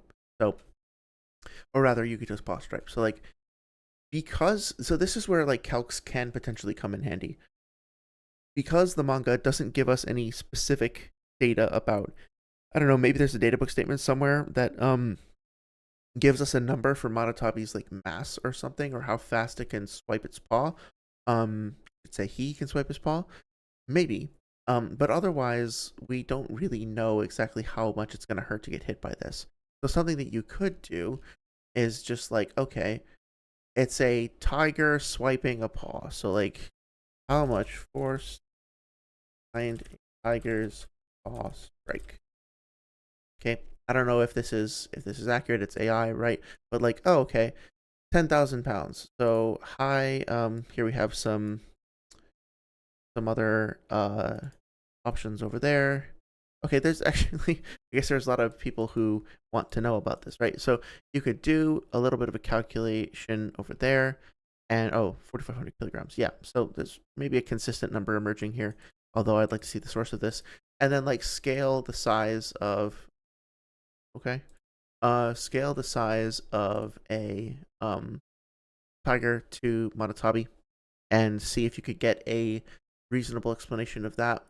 And then you could look at like the air bullets, and you could try and get a calculation of like, well, how much of the forest are they actually destroying? Like, how much surface area are they actually pushing away? How much mass are they displacing, et cetera, et cetera? You know what I mean, right? And then you can compare those two, and you can see what their values are. Now, problem with that is that you do have to make some certain baseline assumptions in order for that to be useful or meaningful at all. For one, we just talked about how this guy is a ghost. He's a ghost cat, right? He's not like a regular normal ass cat. So as a result, I don't know if you can just assume that his mass and the speed of his strikes and would be comparable, given that he's made of like, I don't know, ghost flame or something from fucking Elden Ring. Like, who knows, right? Dense chakra. How dense is the chakra? Who knows? So we would need to agree as a community on like how heavy he is in his anatomy. But what I'm trying to say here is that like, I get irritated, I guess, when there seems to be a deliberate anti-curious approach to some of these conversations, where people will just be like, you know what, I don't know and I don't care and it doesn't matter, and like it's like disengages from the point entirely, where there could be a reasonably entertaining conversation to be had. And it's a shame. I think it's just a missed opportunity. Anyway. Yeah, though we don't really see what Kakuzu does to her. We know that the Two Tails loses, Yukito loses, but we also see that Hidan did use his ritual, because at the end of the fight, I could. Yeah, I know what it is. Yeah, he did use the ritual. But how did he get the blood is the question, right? Yeah. That means they definitely somehow damaged the Two Tails at least a little bit and made it bleed. Yeah, someone did it. To produce fatal force, but it means they could damage the Two Tails for sure. Yeah, well, there's a direct statement that the Akatsuki members in general are just stronger than Jinchuriki. Are you aware of that statement? I've heard of it, but you could post it so I could see the full context. But yeah, I can show you. It's just the data book statement. But because they're definitely not. It's sorry, I got a little distracted. It's hang on, I want to go hear that one more time because I don't want to misrepresent what's being said. The Two Tails for sure. Yeah, well, there's a direct statement that the Akatsuki members in general are just stronger than Jinchuriki. Right. So that the problem with that statement, which I'll let them get to in just a second, is that if you just accept statements like databook statements at face value like that, then you're basically accepting that Hidan is stronger than Killer Bee, because like Sasori is stronger than Killer Bee. It's just like a really weird statement to make, that like Akatsuki members are all stronger than Jinchuriki in a blanket way. Now, I think that like Kisame is probably stronger than all of them, maybe. But the problem is like, we don't really know much about like how effective is Chome exactly in combat. How effective would Isobu be if he was like still with Rin or somebody else? I don't know. Like, it's a lot of assumptions, and so it also feels like a bit of a non sequitur to be talking about like, Well, the Jinchuriki are just the Akatsuki are just stronger than Bichu and Jinchuriki. So what? Like, how does that actually relate to Kakuzu fighting Yugito? Because we don't actually see it happen. Are you aware of that statement? I've heard of it, but you could post it so I could see the full context. But Yeah, I can show you. It's just the data book statement. But because they're definitely not stronger than all of them. It must be Jinchuriki to Jinchuriki, because Killer B is than all of them. It must be Jinchuriki to I thought I thought it said Jinchuriki, because I'm not gonna say it out Killer loud. B is Never definitely mind. stronger than plenty That's of the pretty funny, though. Akatsuki members. I don't think Killer B would beat Kakuzu, but What the fuck? Hang on. Members. I don't think Killer B would beat Kakuzu, but it's a different topic. I mean, it's kind of irrelevant. Though, I know. The other members. Yeah, Akatsuki. I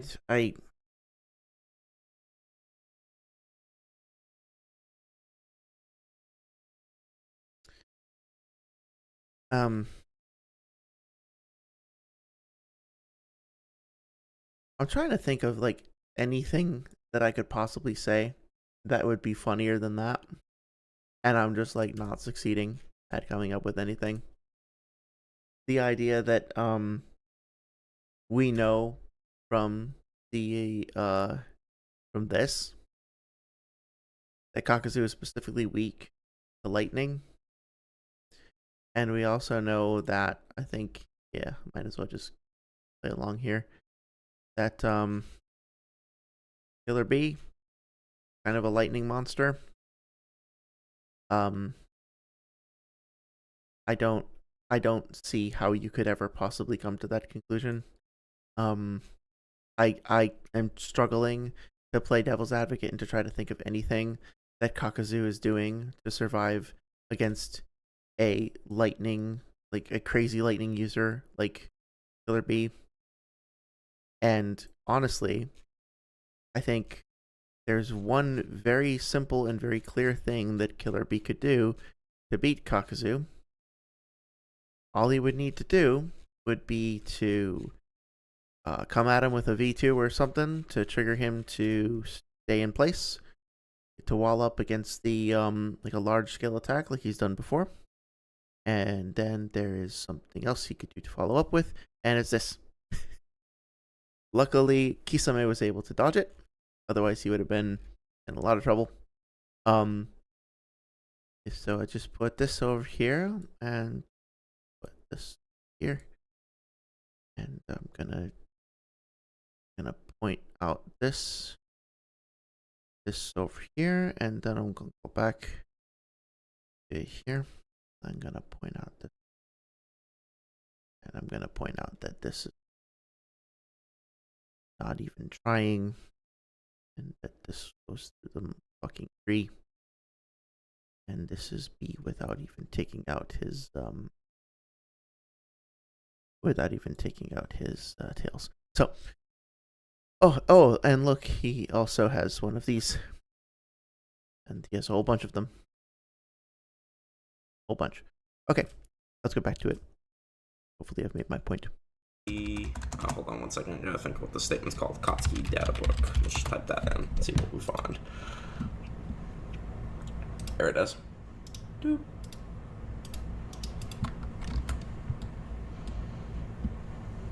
You can see hardened skillful masters. Okay, let's see if my results become the same as his. Katsuki data. Well, this is good. Good. That's funny. See if I feel like I'm gonna like blank and not see the same thing he did. Probably biased, or his not biased. His algorithm is probably like leading him towards the one that he's already seen before, or whatever the term for that is. Maybe bias is correct. I guess I don't want to waste too much time here. Let's just read it on his stream. A little low res, but that's okay. Yeah, it's a little hard to see. Okay, whatever. Let's just let them read it out. I like to read it myself whenever possible, but I do have a physical copy of this data book.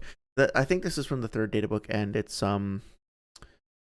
you can't like find scans very easily. Like it's not on Narutoversity because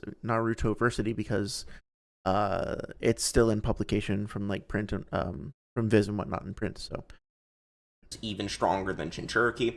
And then skillful masters even stronger than Jinchuriki. So I'll play that one more time. Let me know if you spot the issue. You can see hardened skillful masters even stronger than Jinchuriki. So I know it seems petty, maybe to some. That's not what it says. It says hardened skillful masters even stronger than a Jinchuriki. And believe it or not, every word in a sentence does actually matter. Okay, so that wording implies that any one of these are stronger than a Jinchuriki. Which Jinchuriki? I don't know. Not that each individual one of them is necessarily stronger than all of the Jinchuriki individually.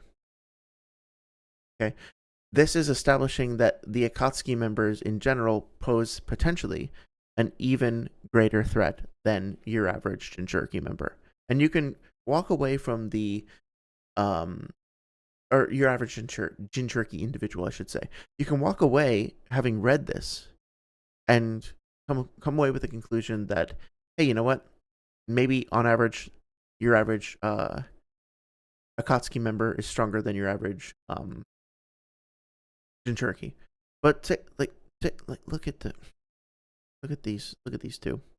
Do you really think that that Zetsu, like two-tone Zetsu, without like showing his like Madara killing strength at the end of the series, that the two-tone Zetsu that we know in chapter 330 or 40 is going up against Killer Bee and killing him? Do you think Conan's doing that with no prep? Or even Sasori? Do we really think that each of these individuals can like necessarily beat all of the Biju and Jinchuriki combos, even the ones that we haven't seen? Even Datara used Tobi to distract Isobu, the supposed one who wasn't like all that great, right? Datara did take out Gaara. That's a more impressive feat. But like, it is a massive leap to assume that each of these guys could just like take out any and all of the Jinchuriki. Look at the fucking anyway. And then later on down the page it says, where's Pain's statement? Pain makes. Okay, you know what? We're gonna read the whole thing. The Akatsuki organization is made up of rogue shinobi from various lands, but they are not run-of-the-mill rogue shinobi. They are wanted for heinous crimes, including a daimyo killing, bomb terrorism, and the slaughter of a clan. They always operate in two-man cells. And each member has a quota of one tailed beast to capture. It is their leader's belief that when two members team up, even a tailed beast or Jinchuriki will have no chance against them. So he has recruited members with unique specialities such as human puppetry and clay bombs. The insignia ring each member wears is proof that they are part of the Akatsuki. When a newcomer is accepted by the old-timers and given a ring, then he can call himself an Akatsuki. At one time, Orochimaru belonged to the Akatsuki and wore a ring with sky engraved on it. Okay, so regardless of this, take this or leave this as you will. What this is saying is that Pain pairs them up into teams of two, and the teams of two specifically have abilities that are relevant to and complement one another. Then when they are in those teams of two, they go up against Biju and Jinchuriki, and in those two-man units, they are then capable of destroying their targets. That is what this is saying. And spoiler alert, that is exactly what we see happen in the manga. It's not like a big surprise that Sasori and Datara have like complementary abilities and personalities, or that Kakuzu and Hidan are paired together specifically because of their like crazy immortality combos. I don't really know what Kisame and Itachi's pairing is supposed to be, other than just like OP and really fucking OP. I think this is basically just like Pain's instant win button. But that being said,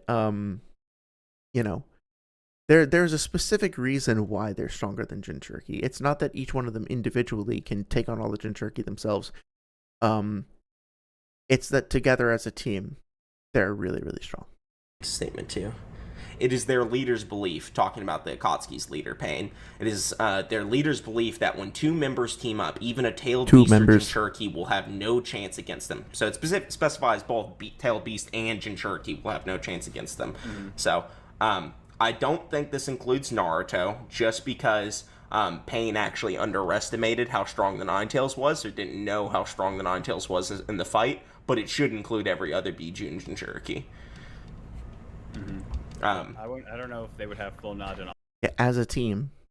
And you know what? Like, I'm willing to entertain the possibility, maybe, that Hidan and Kakuzu together could bring down Killer B. I don't think that, like, if I was taking a side in the debate, I would definitely take Killer B's part, but he can be like a little like goofy and can kind of like lose focus and shit like that. So if Kishimoto decided to write the story such that Kakuzu and Hidan used Killer B's like goofy nature to take advantage of him and like feigned death a couple of times and then got some blood and then used that to do Hidan's ritual, that wouldn't be super weird. That would be like, I don't think it would ever really go down that way, but like, you could have something like that happen and not be like, oh, this is totally at odds with the rest of the series. Like, you could see that working, is what I'm saying.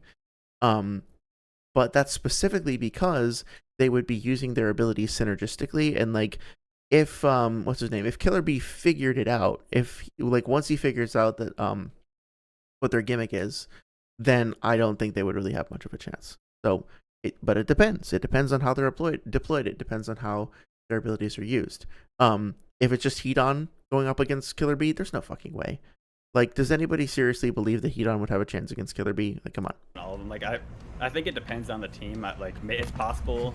Yes, with thank their you. abilities, any of the teams could possibly take down a full strength Killer B, but it's definitely questionable. I mean, a full tailed beast bomb, if they get hit by that, most of them are done. But maybe I think it depends on the members. I think that Kakuzu would not be done in by a Biju bomb in particular, just because there's a direct statement from Kakuzu during his fight with Kakashi that he doesn't believe physical attacks can harm him, and he's fought Biju and Jinchuriki at this point, so I think it's likely that he's also referring to Biju bombs in that context. Okay, so a number of issues with this. Firstly, actually, this is one that I do kind of want to like write stuff out. So let me pull up Miro for a second. Where did I put it? Yeah. Okay. So go over here, and I want to great. I want to pull this up, and I want to say like so do fence, and actually maybe I'll come back to this. I'm not sure. The argument that was made was that since Kakuzu has fought Jinchuriki and Biju before, right? Which is a little dishonest because all we know is that he fought well, depending on how the phrasing is meant to be interpreted. All we know is that he fought Yukito, and I guess you could say Yukito plus Maratabi, if you want to phrase it that way. But we don't really know what happened during that fight, right? We don't know if he saw a Biju bomb, if he got hit by a Biju bomb, or whatever else. So the way that this is phrased, he's fought Biju and Jinchuriki before, makes it sound like Noodles is suggesting that he fought multiple ones of them. Like, he's just going around fighting Biju and Jinchuriki, which is not the case. At least as far as we know from the manga. Then there's this further suggestion that like Biju Dama are physical. Now, Biju bombs are potentially physical attacks. It just depends on how you define a physical attack. If by physical attack you mean just like any chakra or like solid object based attack that does not have a nature transformation applied to it, then sure, they would count as a physical attack.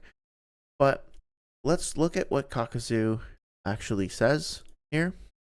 And let's look at what Shikamaru says as well, because that's an important context. So when we have this approach over here, Hidan notices the shadows coming in, and or Kakuzu notices it, and then as soon as the paper bombs start coming in, Kakuzu hardens his hand and catches the paper bomb, letter bomb, and it explodes. So he hardens his hand to defend against basically like a grenade explosion, essentially, minus the shrapnel probably. Although maybe the letter bomb is creating some shrapnel with the kunai, I don't really know. But the explosion is strong enough to break Hidan's steel cable there. That's pretty cool. So he dodges out, and then he says, "I hardened my arm, so I'm fine." We'll come back to that later. And then we see in a moment that Shikamaru talks to him about his diamond morph. I want to pull up that thing specifically. I think it's... Where is it? Okay, here, right? So I have another instance of Choji coming in, and Kakuzu uses Earth Style and blocks against the attack. Negates it, isn't hurt by it at all. And now look at what else. We see this other attack here, where Kakuzu is dodging this is the Ebony Blade from Raido. This is back in chapter, I think, 310, 12 or something like that. It's during the, let's see if I can just pull it up real quick. I guess it's not really all that important, but, it's the attack towards the end of this fight, where Raido and, what's his name? Aoba, like, come in to try to save them. So, pull it up real quick. It won't take too long. Give me a chance to rest my voice, too. Okay, so I think it's the next one. Okay, here we go. So this is in 327, and this is when the reinforcements show up. We get some crows, and then Raido kind of shows up amidst the crows. He has this, and tries to stab him with it. He realizes that, and then you see this little dashing effect, like this little ricochet effect off of his skin. So that's a hint that he's hardening his skin there. And this is particularly important because I think it's only mentioned in the data book, but in the third data book, it's mentioned that this ebony blade is actually coated in thick poison. And so Kakuzu not only doesn't want to get hit by it, he doesn't even want to get like nicked or touched by it at all. And so I think that's part of the reason why he's hardening his skin. So where were we? So going back to Shikamaru's commentary, was it over here? Disorganized here, I apologize. Yeah, here we go. So let's see what Shikamaru says. He's got some jutsu that lets him harden his body. That's his ability. And Kakuzu then says, "Good eye. It's true. Physical attacks are virtually useless against me. Virtually useless against me." Okay. Enough chit chat. Okay. Blah, blah, blah. So virtually. Just gonna put dictionary definition of that. I can explain why that's going to be useful in just a moment.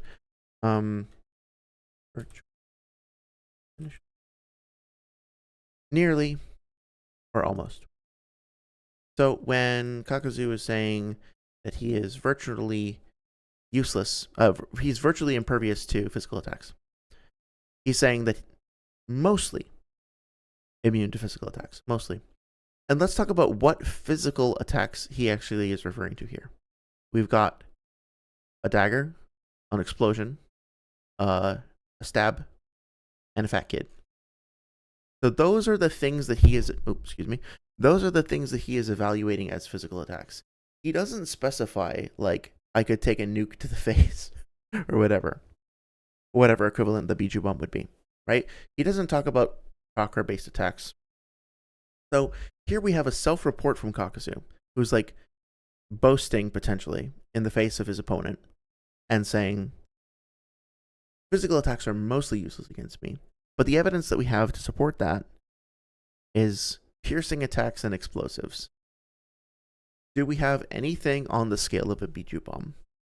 Do we have any reason to accept him at face value and just assume that he's telling the truth and that this diagnosis of physical attack applies to something on the scale of a Bijudama? What definition specifically are we getting for physical attack? How is he defining it? How is he categorizing it? We don't know beyond the evidence that we're given, which does not include anything remotely on that scale. And despite the fact that he did repel human spike juggernaut, whatever it's called, he's still like hunched over and like steaming. Like it clearly took a certain amount of effort. I don't think he's wounded at all. I think it was effective. I mean, his clothes aren't even damaged. But at the same time, this is not the same thing as a Bijuu bomb, right? Can I see the statement where he says physical attacks can't harm him? Yes. Let's pay very close attention to what happens here. Hold on 1 second. Let me go find the chapter real quick. I think it's right here. Oh, this is too late. Gotta go lower. He's looking for the chapter. Now, look really closely when he expands the chapter list here. Scroll by. Yeah, you see that? Gonna scroll by. If I can pause it. So, you notice that some of these are colored a bit differently. A little hard to see. Seems low quality. Let me see if I can boost that a little bit. No. The reason why some of those are a different color is because those are links that have been visited. So let's do a little exercise together. Let's go to Manga C. And let's go to the chapter list. And let's go to 339 and see what we find. You might have noticed that incredibly sus. Yeah. See, this is why. I'm going to do this on the other page now because I don't want to risk it with those ads. But it's basically, you saw it before, right? Like, this is a mirror of Manga C. So let's go to, oh, look, we're at 333. Huh. Okay. Here's 332. Here's 333. And this is where we get that virtually statement, right? Down here? Yeah. So this is the official Viz translation. This is like if you were to go into a store in the United States and purchase a copy of Naruto from a bookstore. You would get this. This is the official English translation and publication. And it's the same stuff that's on Manga C. And we just saw that he's been here, 333, right? Okay. That's interesting, but he's scrolling past this.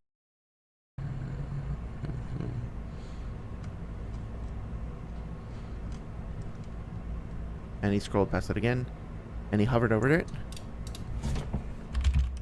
Okay. That's fine. Hold on.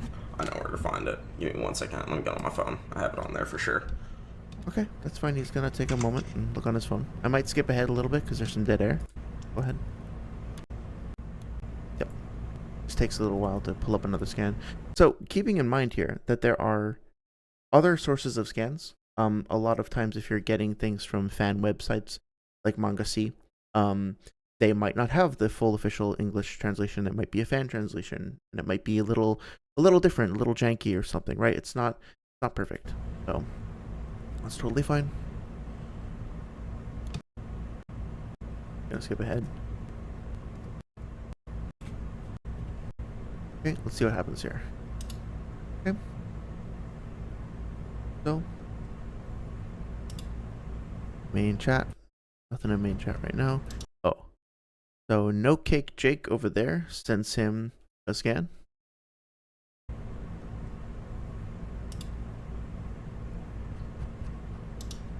Okay. Copies over my picture. Here we go. Thanks, No Cake Jake. He says, it's true, physical attacks are virtually useless against me. He reads out the scan. Yeah, virtually. So, I mean, that means there's some attacks that probably would work, but... That's not what virtually means. Let's see. Okay. Keep that in mind.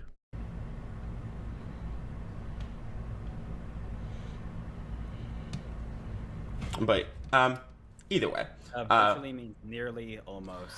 This ain't even the translation that I've seen before, weirdly. This is just one that someone sent me just now, but this is not the Viz translation I've seen before, because virtually wasn't there before. But either way. So, if I interpreted this correctly. And there's always a possibility that I misinterpreted or that I missed something, It's entirely possible. What it looked to me like was that he went to Manga C and he saw the list of things that he had already read, the chapters that he had already read, including chapter 333, which has this statement, and he scrolled through it multiple times. And instead of getting the Viz translation, the official Viz translation, which he read, he decided to get another scan from someplace else and asked a friend to get it for him. That's fine. But that friend sent him the official translation. And his response to that was to say, well, that's not virtually means.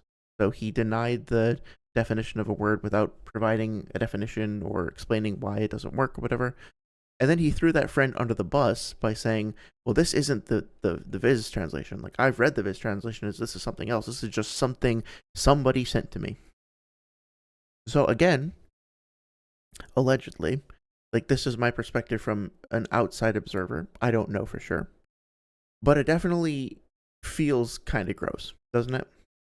It definitely feels like he was looking for another scan. He was hoping for his friend to provide him that scan because, I don't know, did it have like a better wording, better phrasing or something?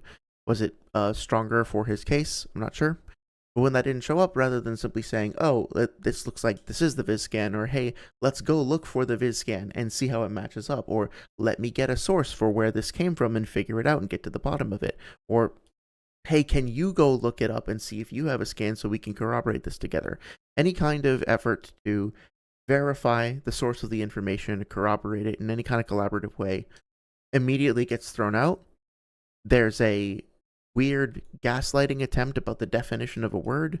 There's a throwing your friend under the bus, or whoever that person was. I don't know if they're friends. The person who tried to help him out gets thrown under the bus, and then either way, let's move on. Let's just drop it. And that's the shit that I really wish there was less of in the community, to put it lightly. The whole point of talking about this stuff, for me anyway, is getting to understand the series better and getting to connect with other people about the series, and share that like enthusiasm and excitement for the series together. I guess I'm in the minority, or I guess like my perspective is not necessarily representative, because it seems to be the case that for a lot of people, the competitive or adversarial aspect of debating is more appealing for whatever reason, and that's fine. There's nothing wrong with a good contest. I think that the adversarial nature of this sort of thing can actually be like stimulating for discussion. Like, a controversial statement can kick off a whole, line of debate. It can be positive, it can be healthy, but there are limits. And when you start to rub up against the possibility of like outright misrepresenting, misinforming, and misleading, again, like, I don't really know and never really will know the full like thought process, but the net effect is there. The net effect is a discouragement of looking at the original genuine source, and an obfuscation and just like a deflection away. And that's really unfortunate. That's really disappointing. That is with his diamond armor, though. Yeah, I mean, he can use that at any point just by his reaction speed. He just has to think about it. Okay, I think that this is the last thing I'm going to address. Minor point, but like, it's not necessarily the case that all Kakuzu has to do is just think about it, because, I mean, look,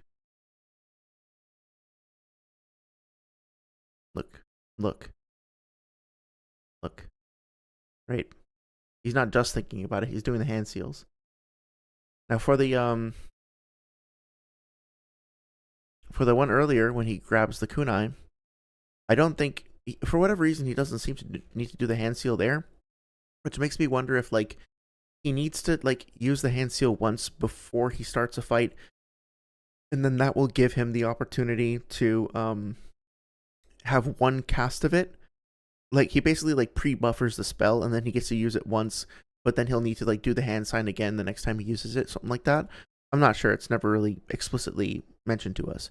But Here, he does seem to like he perceives the thing coming in, and then he extends his hand, and then he or like he raises his hand, and then it's starting to darken, and it's getting darker as the paper bone comes in. So this does seem to be based off of just like reflex, although he is cognitively aware of it because we have like this statement here, right? But then over here again, he casts the hand sign. So there's some nuance to it. I just wish that there was some more curiosity in terms of how these things work. Like, this is a really cool series, really cool art, really cool characters, and there was also a very like we're looking at it right now, like there was a very concerted effort on behalf of the series creator to make the magic of the world feel like it was grounded in reality, and that it had like a really well thought out system to it. You know what I mean? And to look at that and basically make declarative statements like, "Oh, he just thinks about it," right? Like he just has to think about it, and just dismiss all of this, all of that is really, hey, you know what? I could be wrong, and it could be that he could do that. And what I would like to see, I would love to be proven wrong, because anytime I'm proven wrong, I get an opportunity to learn something. I don't care if I'm wrong for a second, if it means that, like, yeah, I'll probably like have a hissy fit and get upset about it for a second because I have an ego just like anybody else. But once I get over myself, you know, I've learned a new thing, and that's exciting and that's cool. So please, if anybody like disagrees with me here, let me know, because I will look at it and I'll have an opportunity to learn more about the series. That'll be really cool. But what I can't sympathize with is just a almost like aggressive, proud, triumphant, and celebratory, willful ignorance of this stuff. It's like I don't really know, but I decided that I do because I like my opinion, and I'm not gonna look into it further. And if anybody challenges me on that, I'm gonna like freak out. That sort of thing is to my liking. But I've been talking for 2.5 hours straight. We got 20 whole ass minutes into this video, so I think there's plenty of content left for another time, and I think I would like to take a break. So please let me know what you think, whether you agree with me, whether you disagree with me, whether you like or hate what I've said. I'm really just here for the conversation and the engagement, and I'm more than happy to hear any feedback whatsoever. I think Tuesday I'm gonna do another stream like this where I talk about this fight and this debate, and I'm probably gonna do that like once a week. And then also I'm working on a gaming project, and I will probably fire that up next week as well. Or sorry, after the holidays, I think I'll fire that up. So I'll have like one day a week where I'm doing gaming content, and another day where I'm doing Naruto content, and then see how that goes. Okay. Thank you very, very much. I hope you have a wonderful day, night, afternoon, holiday, break, work, shift, wherever this finds you. Later.